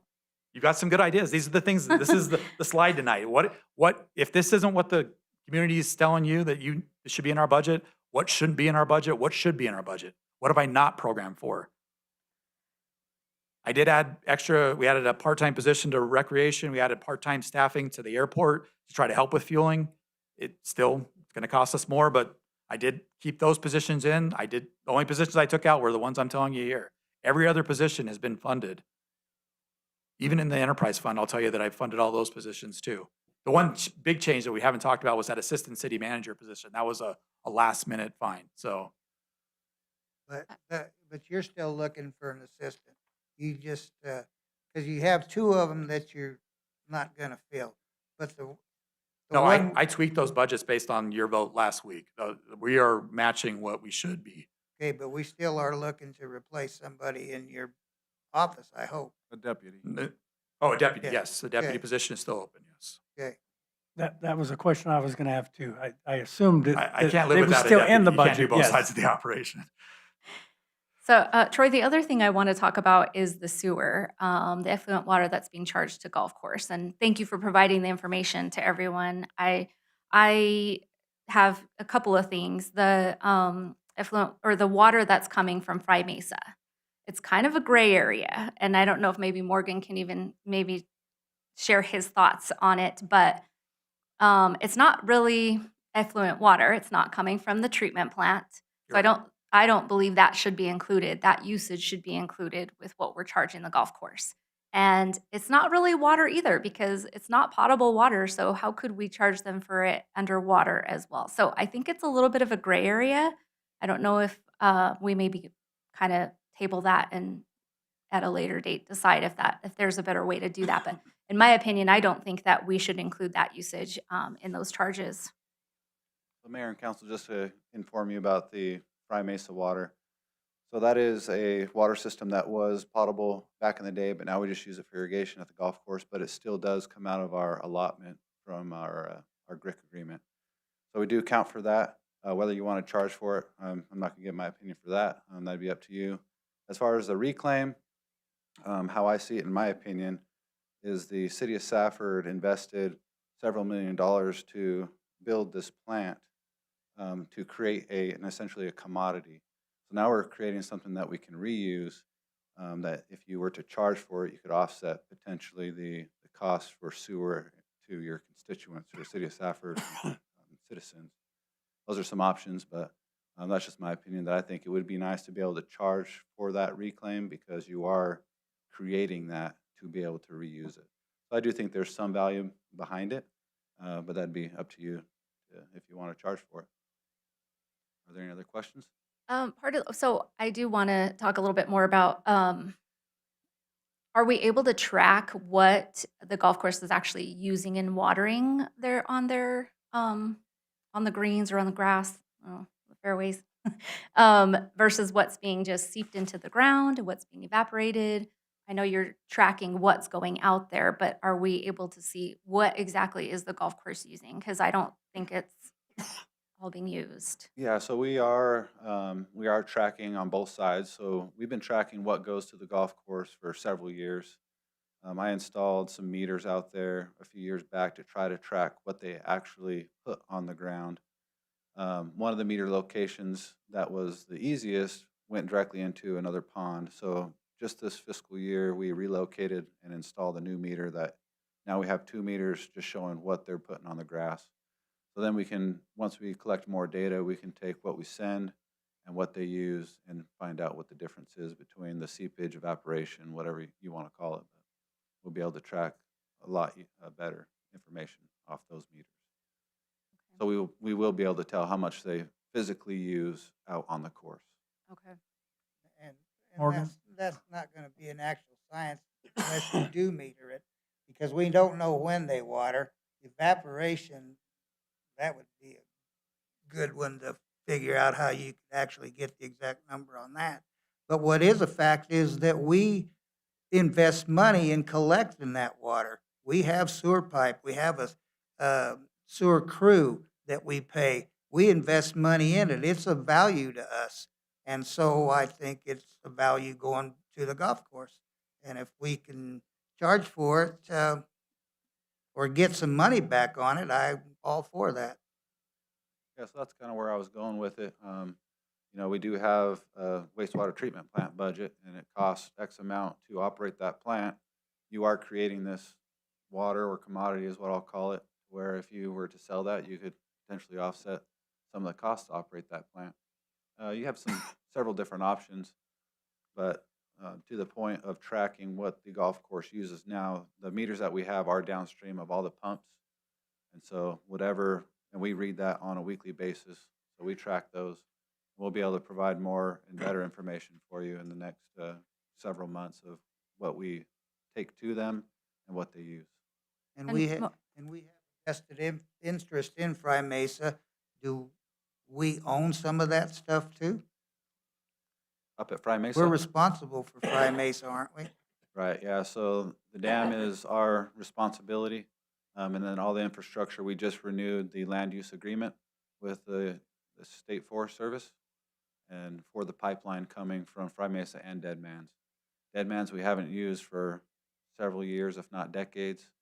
I can't even tell you what it looks like up there, but Fry Mesa, we do maintain that and make sure that we get water coming from there. Morgan, if the water wasn't going to the golf course, would it just be going to the river, or where would it be going? Yeah, so if it wasn't going to the golf course, eventually it would make its way to the river. It'd be going into ponds, but if they stack water up in the ponds above the golf course, we don't meter that. It's when it hits the golf course ponds up above those, hole number 2, I believe. That's when we meter that and put it on and report it to the GRIC saying that we are now using it. And we have lagoons at the sewer pond to capture some of this water.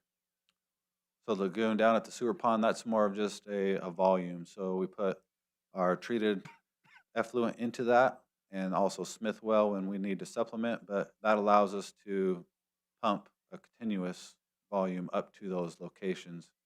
If we were to use the previous location that was built at the treatment plant, there wasn't enough volume to supply both locations at the same time. Having that volume behind those pumps allow us to pump 24/7. So instead of putting something of value in the river, we're trying to find a place for it to go. We want to use 100% of the effluent. If we discharge any to the river, we get about a third, I believe, credit if we were to go over our allotment.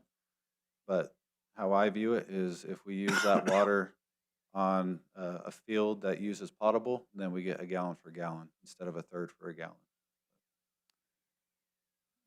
Any other questions? Thank you. Morgan, does, if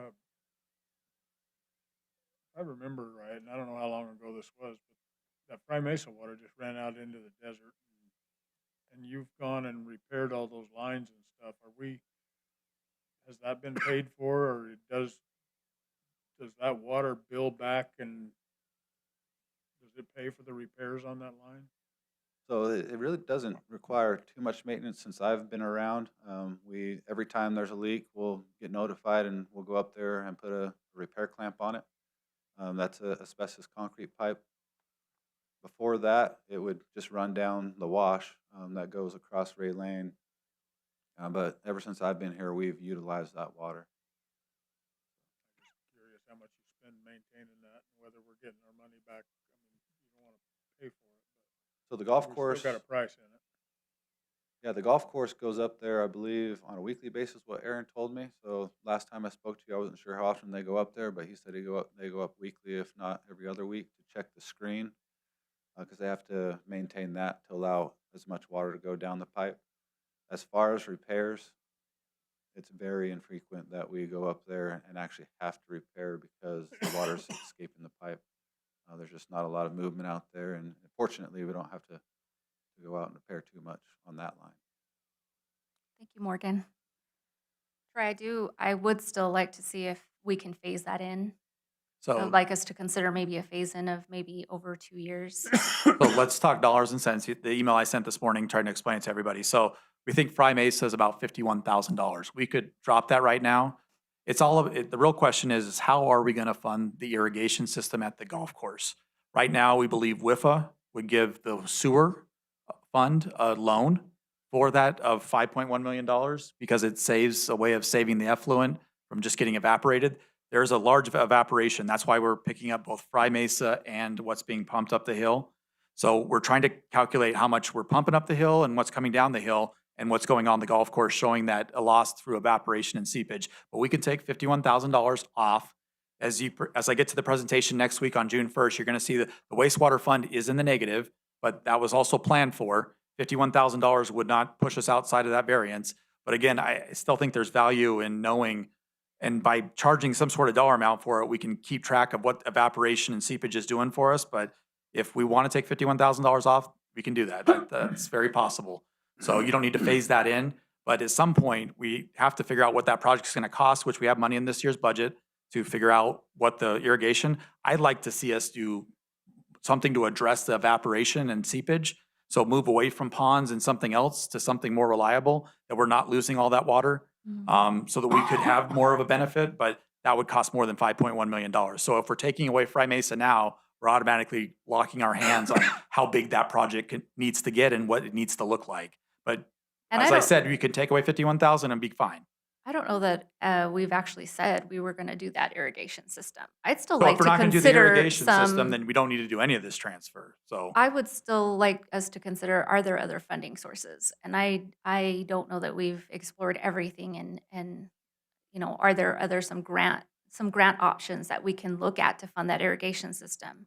I don't know that anyone on council has agreed to fund an irrigation system even in the near future. I don't know.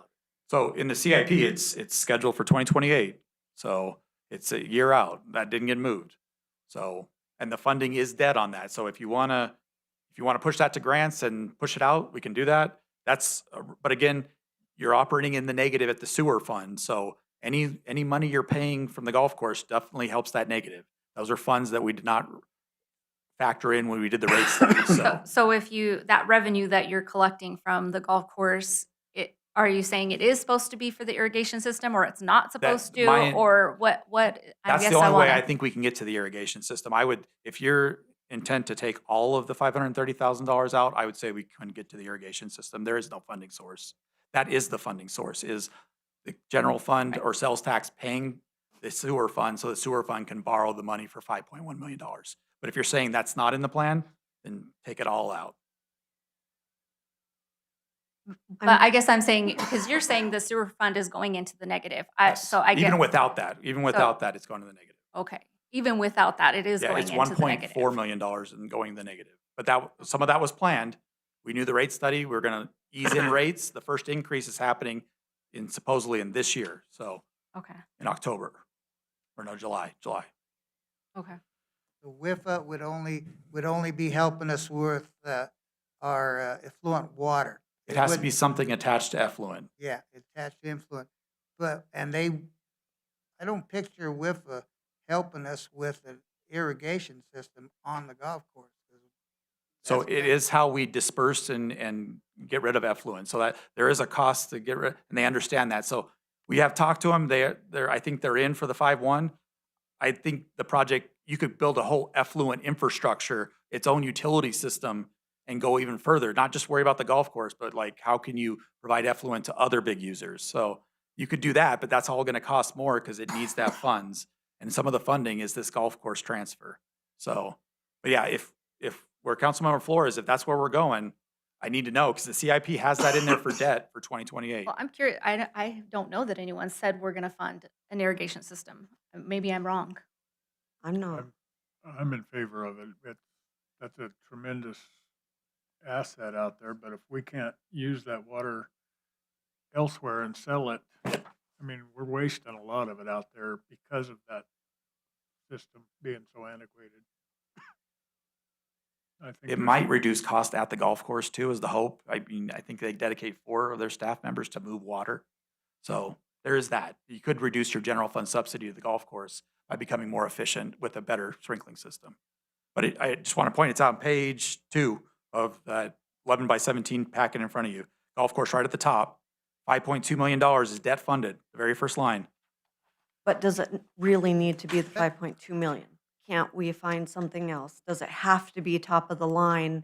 Like almost as, maybe the entire town doesn't want to pay 5.2 million. We need to do something, but I don't think it's that big of an ask for someone who's already working overnight, going out and moving the waters.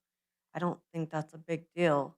You know, it's a luxury for us to have this state-of-the-art, it'll do it itself, but do we need a luxury? Could we do a little bit less? Because now we're at the point where we're giving all kinds of raises and 100% health care, and we're giving. But then on the other hand, we're trying to go to the public and say, hey, we gave away all this, but now we need you to help us pay. I'm not comfortable doing that. Understand?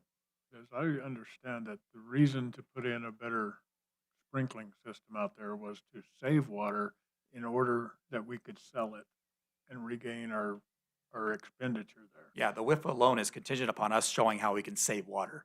So again, trying to track evaporation, seepage, that's all going to be part of that loan process. It might take 20 or 30 years, but it should be a break even and a moneymaker eventually.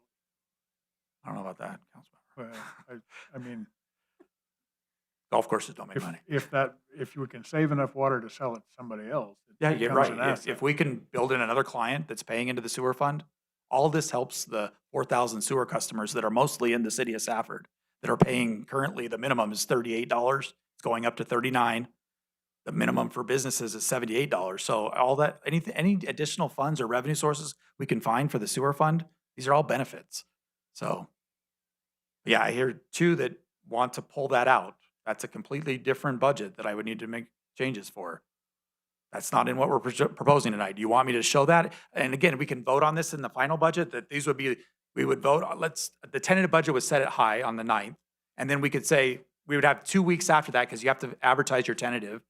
During that time period, we could vote to take things, what do we want to take out of that maximum budget? So what I'm showing you tonight is a maximum budget.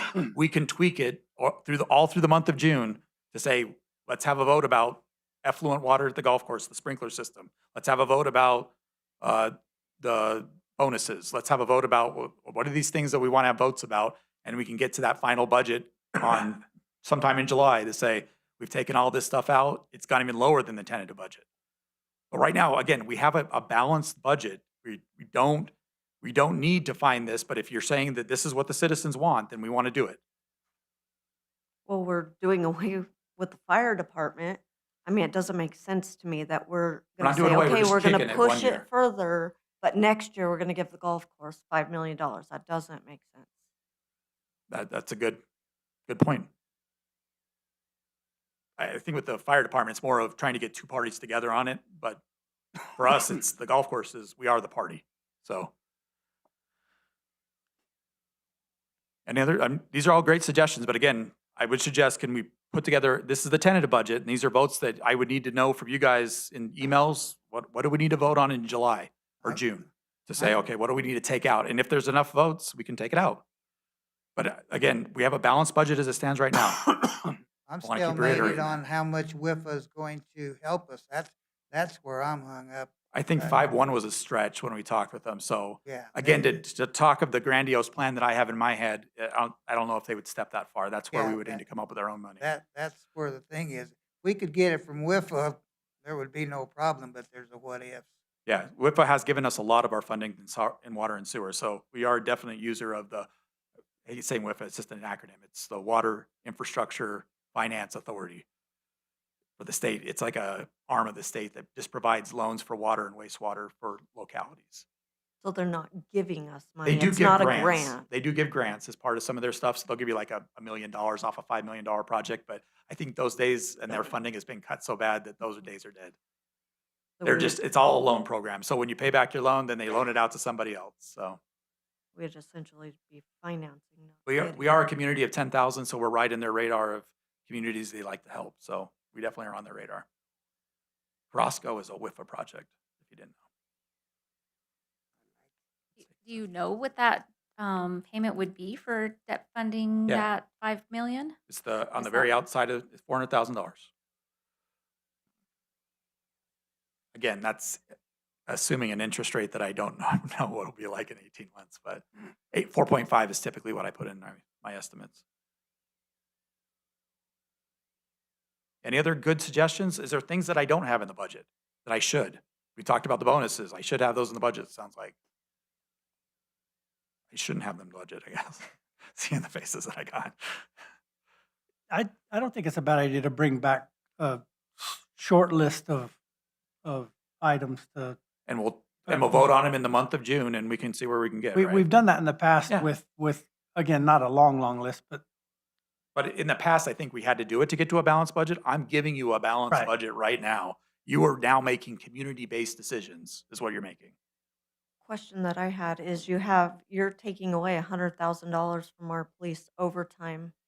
How do we know that we're gonna be taking that? I looked at the historical 5-year, the mathematics that got to that number is always just very, it's off. So the $300,000 estimate, it didn't need to be that. 200,000 is typically what they do.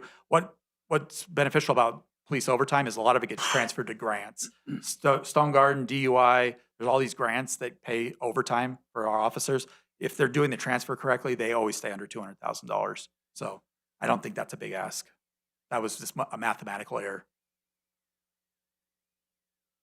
That's an easy one. One more. The city is the one actually paying for the effluent water, buying it. It's buying back our own water. Yeah, so the sales tax dollars would buy this and give it to our sewer fund, Yeah, we're buying back our own. correct? Okay. Your other biggest customer is the county and their duck ponds. They use 50 million gallons. We use somewhere in the neighborhood of 230 million gallons. So we're like 5 times the duck ponds.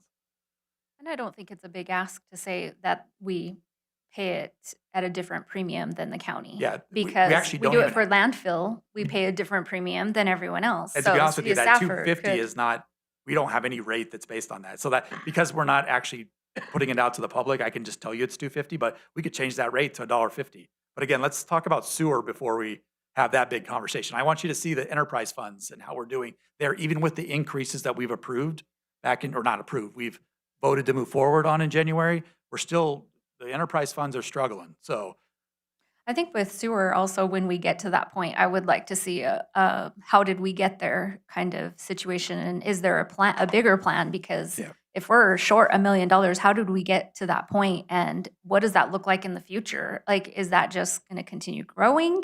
And So the- yeah, so we can talk when we about have the that rate study, discussion had that all in there. next time, I think Yeah. we're We're diversifying other revenues. We're trying to do understand stuff. that. Yeah. I just want to make sure I understand that. Yeah, we'll get there. Any other? I'm sorry, I've taken up a lot of time, but this is this is kind of the linchpin of the whole entire budget process, is giving you a balanced budget that meets what the community needs. So I'll let you think about it. Again, tonight's just informational. It's just that. And then on June 1st, we're going to talk enterprise funds. At that point, we have the full solution. On June 9th, we'll do a tentative budget that will set that maximum. In June, we'll talk about the various meetings, whatever we want to have, more, less, and put out some items that we can vote on and officially say, when it comes time for the final budget, I want this out, I want this in, those kind of things. And then in July, we have to make that decision by the 3rd week in July. So So we're gonna know what the enterprise funds are doing before we set that max yeah, budget. so June 1st is the enterprise funds, June 9th is the tentative. So 8 days before. So I've trusted in the library before. If they've got this under control, I'm good with them. The library, the additional hours. Thanks.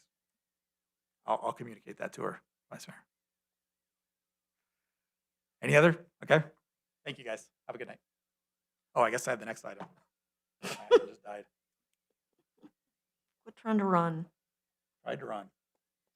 All right. So I guess I need the mayor to introduce me before I jump into my own item. And Where are we at now? Okay, we're done with that. you want a break? So at the end of the work No, no, session, I think we've talked about it to the nth degree. Good, aren't we? I think so. Okay. Then we'll move on to item number 2. Item number 2 is for it's referred to as a budget work session, but this is really an intent to increase or establish credit card or automatic clearinghouse convenience fees. We talked about this during our enterprise fund operation, really during the internal service funds.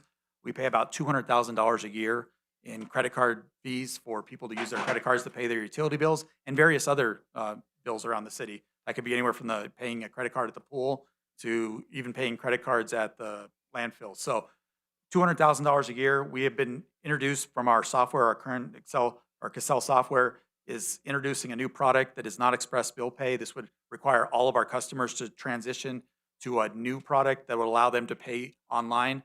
At that point, that new software allows us to start charging what they call convenience fees. So it's a convenience to use your credit card online to make the payment, and credit card companies now allow us to charge that. We can now explore that with this intent. This is just to get the 60-day notice out to the public for them to consider the idea of adding these fees. We haven't done it yet. That would happen at some meeting in July. We would vote on this officially, but this allows us to start moving forward with that new software that we could start pushing those fees off to customers that want to use credit or debit card.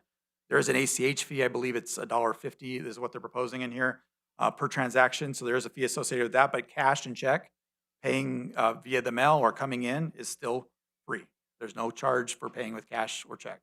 So we're not proposing anything there. We're just introducing these new fees.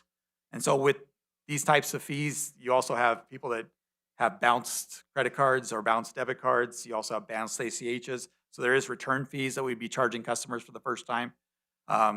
We've been charging some of these in the past. This has already been a fee. We're just establishing what the company would charge us so that we would know what to charge the customer. So again, this is just an intent. So by tomorrow, I would have the city clerk put out a intent posted on the website, posted on our bulletin board. It would be out there for 60 days. And then we would have a meeting sometime in July that we would actually talk about whether to lock these in. Again, this just gives us the go-ahead to start exploring this idea with Cassell and its new online payment portal. This will cause all 8,000 of our customers to have to switch how they're paying their bill monthly, possibly. If they're using Express Bill Pay, they're gonna have to move off that system. So there's gonna be a transition process. So even when we implement the fees, that's not when this is gonna go. This will probably take till October before we can get this whole transition to happen, but this is the start of it. So with that in mind, I turn it over to you guys for any discussion or comments. What do you think about transitioning these fees? What do you think about these fees? Do you think we're heading in the right direction? I do. Everybody else charges. It is pretty commonplace. We find that it's I'm- happening. I'm okay seeing the credit card fees. I would prefer personally that we shy away from charging the ACH fee for them to pay via ACH. Because I know that if I'm gonna go in there, I'm gonna pay you ACH, you're just taking it out of my account. If I have to go give you cash or write you a check, that's gonna cost you more on your bank statement. So I think we should be doing more to promote it come out ACH so they're not paying us cash and check and all of that. So I would shy away from charging the ACH fee for them to pay it, but if there's a return fee, yes. Okay, so the $1.50. Again, this as we talked with the software, they're really looking as we start to charge that 3% because some people have $1,000 utility bill with us during the summer months, so they could end up paying $30. So the effort is to try to transition them to that ACH and only charge that $1.50. But if you're saying make that free, we don't know how many people we're going to be able to transition. You got to give up your bank account information and your routing information. Not too common in Safford, more common in those places. So That's what the express pay is. It takes that right out of your bank correct. account. Yeah, correct. I agree with Graves. Councilwoman Bratner. I think we need to not charge the ACH fee. So that can be done. Yeah, we want to encourage people to pay still online. And so I think we need to have a free option for them to pay, outside of we don't want to encourage them to walk in and pay with cash and check. So do we want to make that decision tonight, or this is just the intent? Again, that decision could be made in July. Do we want to think about it a little bit, or it's dead on arrival, let's don't even post it? I'd want to think about it because, everybody, there's different age groups and all that. Some people like to have a check, their own record, that type of thing. It's not, I'm not all just. So I At guess, this can time. I just ask, can we give it the 60 days? Again, we can do that. That's possible to waive that fee when we get to that July meeting.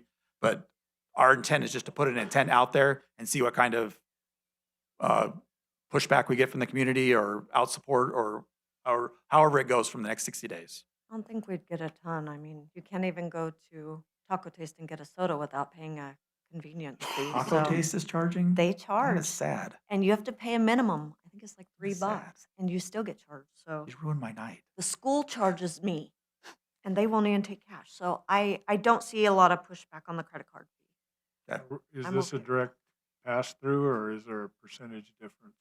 I mean, in what we're being charged and what we're charging them? So these fees are what they're charging us, so we're just passing it along. We're not, I don't see a problem with it then. We can designate where we want to charge them fees, say like when they pay their bill downtown, when they go to the landfill and not So- at the swimming pool. so landfill and pool would be on their own separate credit card transaction fees. We'd need to figure that out. This is just for utility billing. That's the major customer here. I think, business license would also be affected, but landfill, and that's currently still being paid for by the landfill, and pool is still, we need to figure that out. These are all things we need to figure out over the next 5 months, how these things are gonna operate without express bill pay. Because express bill pay, if you didn't know, is like the major backbone to our operation, but we're having lots and lots of issues with them and Cassell working together. I guess their relationship is broken up, so Cassell has found its own solution. So now express bill pay is kicked to the corner. So, Pass on the credit card fees. but again, we can make those decisions in July. Just the intent tonight is just, do you want to even post these and have the, sorry, Oh, I don't want to post the $1.50 for the ACH. okay, kill it now. I would like to kill that now. You can post the other one, but I think You got a motion in a second? me and Dusty It's a already work did that. We're good. Do you want to vote on that? I guess it's a work, we called it a work session, so you can't vote, but I mean, We I can get don't have enough direction. support, I think, to do what you're asking, but not that I don't want to, just That that works for me. I'm okay with it. kill the $1.50? Okay, then we'll kill the $1.50 and then we'll move forward. Okay. Any other questions? We're gonna post our intent tomorrow. Okay, thank you, council and mayor. Okay, then we'll go ahead and close the work session and convene into our new business. Number one, annual human resource compensation and benefit plan. Danielle? Just a second.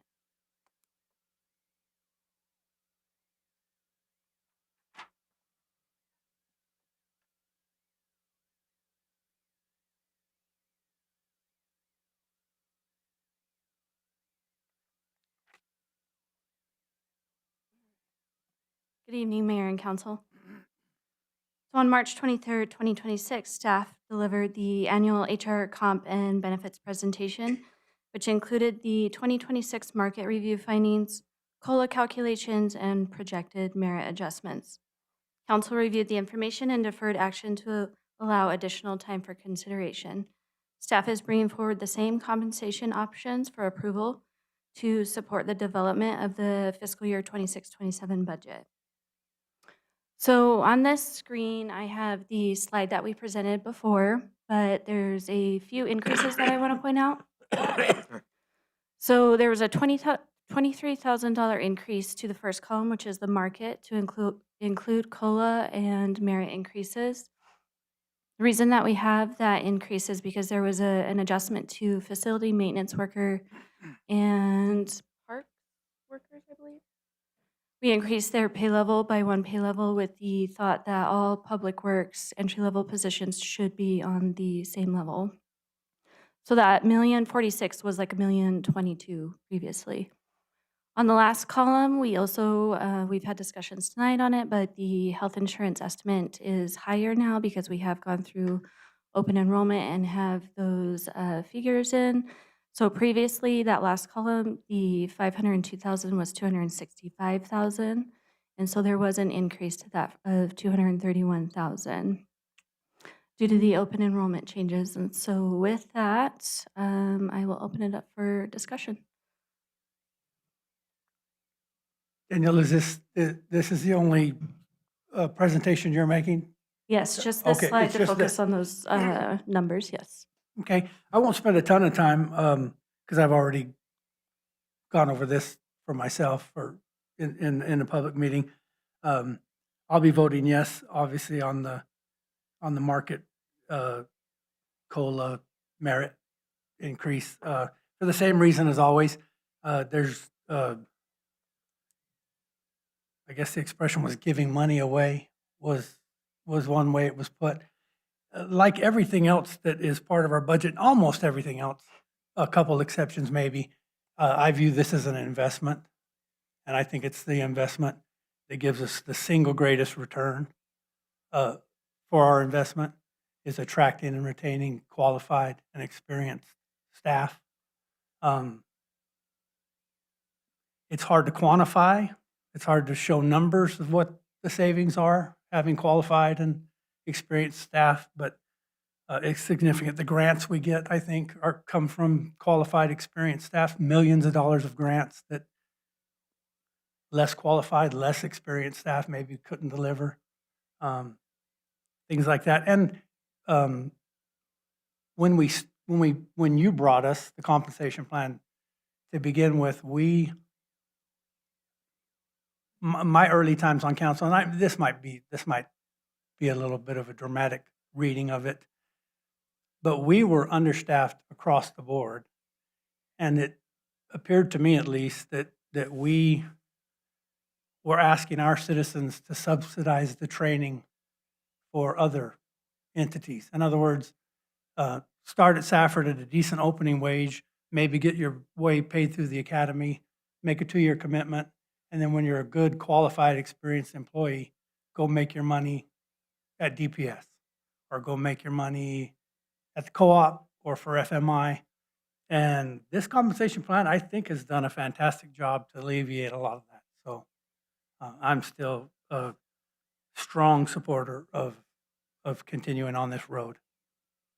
Thank you. And just to emphasize the compensation plan, so it was passed in 2023, and we've had one market review. This is our second, and we've processed COLA and merit in between.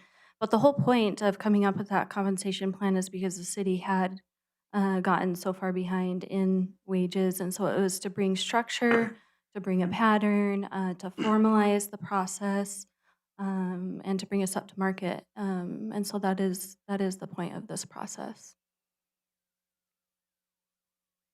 When you were developing this, I gotta ask the mayor, we're not in work session anymore. My apologies, I didn't do that either. Yeah. When you made your comparisons, did you lower some because they were kind of ridiculously high and then get rid of some at the bottom because they were ridiculously low? Mayor, council, the only time wages were removed or added had to do with the position itself. For instance, if we felt like the title or the job description just wasn't a close enough match.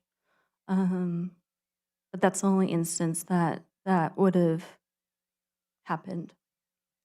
It does kind of seem unbalanced a little bit. I think we're averaging, what, about 8% overall for all this?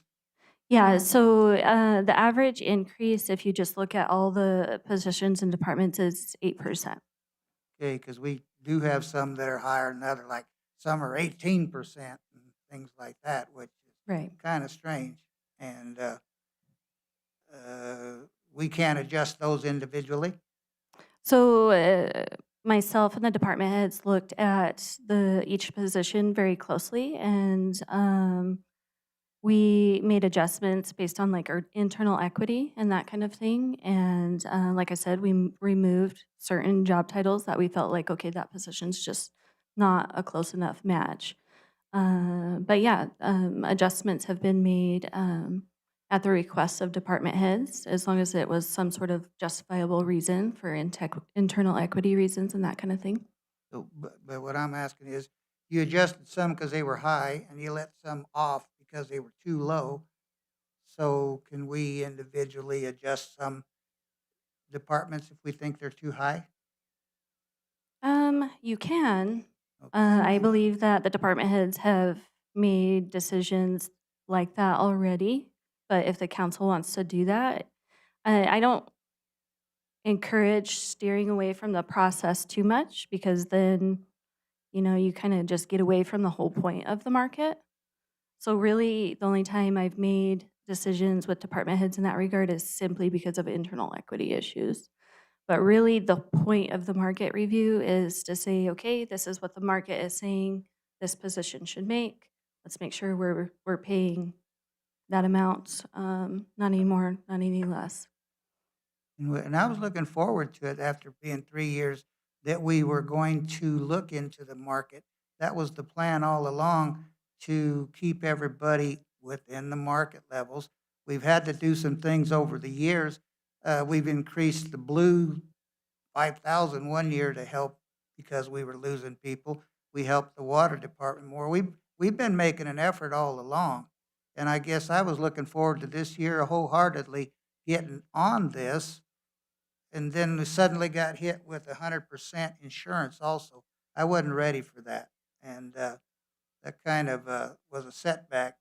Uh, and then as far as Christmas bonuses, I think they're tremendous, a Christmas bonus, but if we can afford $500, I was always looking to put it in their check where it was on their base pay, where it counted towards their Social Security and their retirement in the long run. And those are some of the things I look at to help the employees out. I am kind of wondering, though, I kind of thought the other day, and I've asked, but I haven't got an answer. For example, the insurance. When we as a council voted on it to go 100%, we can't give ourselves a raise because we have to wait a certain number of years before that would affect us. Mhm. I'm not sure that doesn't affect the insurance also. It's, Mayor, Vice Mayor, it's my understanding that it doesn't. So that's why Bill, our city attorney, did allow for that vote to go through as it did. Well, Bill got back to you. I've asked Bill, and he hadn't got back to me about whether he thought that was a good question, but he didn't get back. So I kind of wonder if we really, as a council, we qualify for the health insurance, or do we have to wait? That's, We can verify that information to make I sure. know we've done it in the past, but that doesn't mean we were doing right. So Right. I'd like to make sure we are following what we're supposed to follow. Yeah, we can certainly confirm that.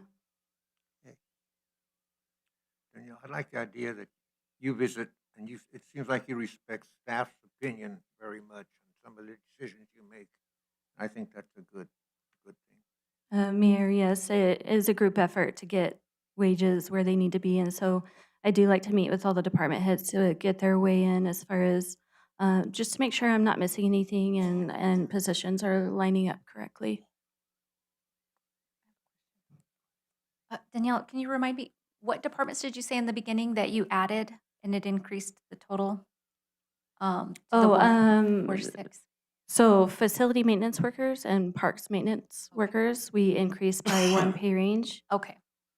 I'm actually glad we looked at those. Those were a couple that I had thought were still a little low. So I'm glad that you and Lance and got together and Yeah, and so essentially what it does is it brings all the entry-level public works positions on the same level. So we just heard from Mr. Bingham that our enterprise funds are going to be struggling. So my question is, we've given the healthcare, which is great. I have heard some feedback that they would have rather had that in their pay versus healthcare. Now we're looking at a market increase, a COLA increase, and a merit increase. Yes, I also agree we have great employees, but what is this going to be doing to our enterprise funds? Are we going to need to go out and raise rates so that we can pass these? So we're going to pay for the healthcare, and we're going to give 3 raises, but then we're going to go to the citizens and ask them to give us more money so that we can do this. The rate study was a 5-year rate study, so it has rates increases for the next 5 years. I can show you that you definitely need them in year 1. So as far as years 2, 3, and 4, we will be future budgets, but the next presentation on June 1st will show you that. So is this a one-way option, or do we have options? Like maybe instead of doing a merit increase across where it's like 18% and 6%, and can we do something that's more even for the employees? Maybe just for this year, could we look at maybe doing a 3% increase with their COLA and their merit so that we can not put our enterprises in the negative, rely on the public, and come through what's going to happen in this market and then revise next year? Mayor, Councilwoman Bratner, council can vote on that if you would like, or if you want to break it apart and approve COLA, or just merit. It's not recommended at this point as far as market-wise. I have concerns as far as the number of employees hitting their max because our ranges are getting so low, our pay ranges. And then, of course, if we don't bring our pay ranges up to market, we're also posting low pay ranges when we're trying to hire, which it does become difficult to hire qualified candidates when you have a low hiring range. So those are things to take in consideration if you're going to make that type of decision. I'm just not comfortable in going and raising and raising and raising, and then going with my hand out to the public saying, hey, can you please give me money because we raised and raised. Yes, our employees deserve it, they do. But like we said, we just did the 100% healthcare. That's 500,000 we weren't budgeting for. So now if we're gonna do a give that we weren't expecting, we've got to cut somewhere so that we're not going to the taxpayer and asking because we just keep giving. Mayor, Councilwoman Bratner, and I think that's where our finance director has done what he can to bring you a balanced budget. And he's made some recommendations. He has made recommendations as far as the Christmas bonus. I can tell you if it does boil down to that, the consensus that I got in the management meeting is, base wages are a lot more important than Christmas bonuses if we need to go that route. I've heard that So too. those are definitely things to take into consideration. Yes, Mayor, thank you. Couple quick points. The rate study numbers that we got, and again, we haven't passed any actual rate increases. That comes later, based on council decision. Those were all suggested before any of these numbers. So we correct? We were considering or recommending rate increases. Mayor, Apart from Councilmember this. Brad, Hempiel, sorry. So what are you saying? So the rate increases for market were not, or the market study we didn't have available when we did the rate increases. So you're going to see some of the pressure in the utility funds is the market. Right. So you're going to see that maybe it sounds like we need to table this until after June 1st, see that presentation, and then make this vote. Maybe that would give you a little bit of ease that you've got all the information you're looking for. Because you're asking questions about things you're going to hear about on June 1st. So maybe a table tonight and bring it back on June 1st would be better for this. Again, we only have half the equation right now. On the utility side, you're going to find that gas and electric have some of the biggest market increases, but if you don't do the market increases, your gas and electric department will suffer. So you need to do the market increase there. And yes, there are rate increases associated with that, but those are key to keeping those staff that are very well-trained, specialized. We have a hard time finding positions to fill. So again, I think maybe a table and then get a bigger picture and come back on this one would be in order, Mayor. Well, how does the council feel? I don't personally don't need the table. Real quickly, Mayor, my second point was we're as opposed to 3 raises. Danielle's explained this. All 3 were kind of taken as a group: the market, COLA, and merit. In other Right, words, so- if the market shifted somebody, or if somebody's COLA merit shifted them to within the market range, that's where they are. It's not 3 separate things. Right, and so the calculation, Mayor, Councilmember Hemphill, is you calculate the employee's cost of living adjustment, the 2.9%, off of their base wage. Then you also calculate their merit increase off of their base wage, add their base wage, their COLA, their merit, and then you go see where they fall on the new pay range versus their years of experience. And so not all employees are getting a market increase because some are already at market. Right, because their COLA and merit brought them into the Right. market range. Well, I told you years ago, I was looking forward to doing this. And just some things, added more stress to our budget, but I'm still looking to keep our employees too. I don't have to be sold on how valuable they are. I read a proclamation tonight that emphasizes that, and I do believe that. But we have done things through the years to make things, to show them they're valuable. I agree. but we do need to watch what we're spending.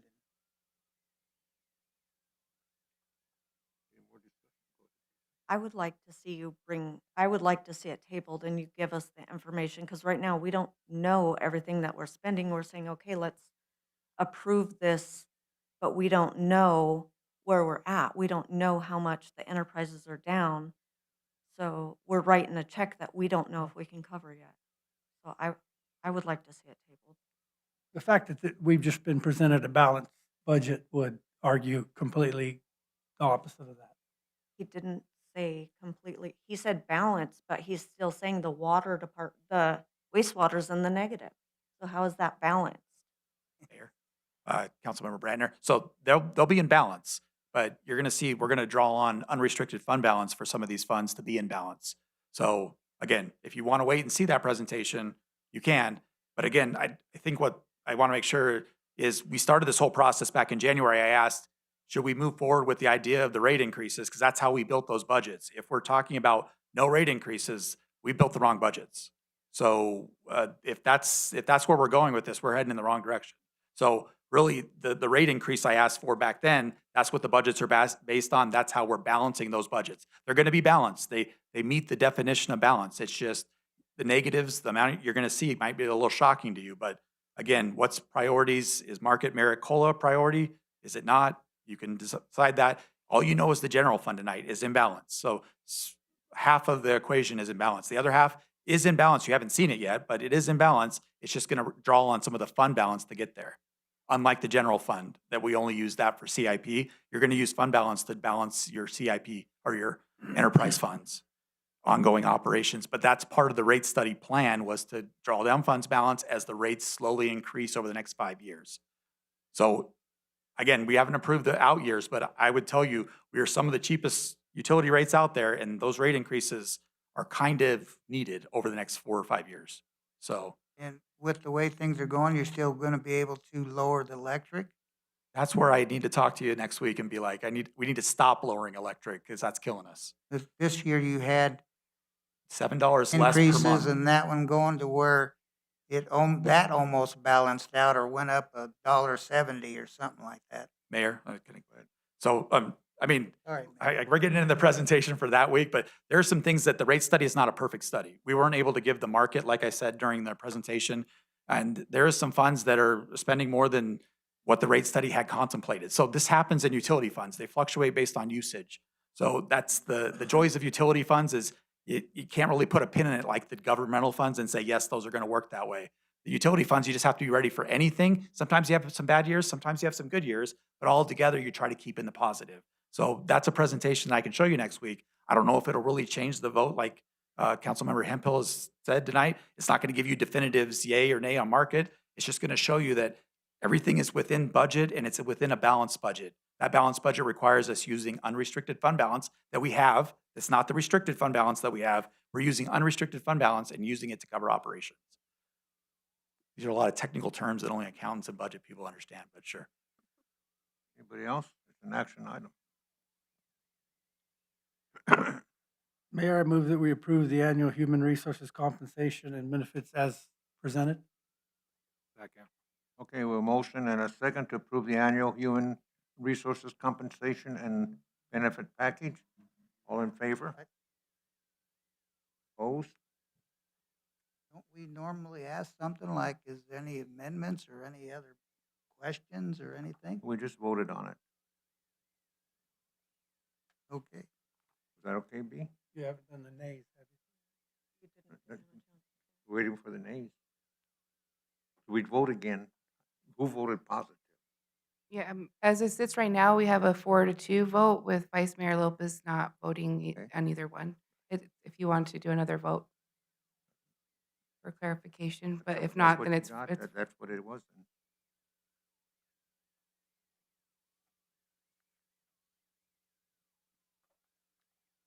I don't know where we're at. We're moving, we're done with that. Okay. Thank you. Now we'll go to item 13. We'll close the regular meeting and convene into an executive session. Mayor, We did request if we can table the executive session and the item after the executive session for the city manager contract. Okay, Mayor, I move that we table the executive session. Second. we have a motion and a second to table the executive session to a later date. All in favor? Opposed? Okay. We'll close the executive session and reconvene back into the regular meeting. Number 16, city approve the contract of the city manager. Mayor, I move that we table this item 16.1 Second. until a later date. Second. We have a motion and a second to table item 16, item number 1, approval of the city manager contract. All in favor? Opposed? Done. We'll move on to item 17, announcement of current events.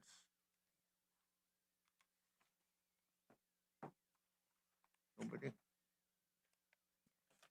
And we'll move on to 18, request for agenda items.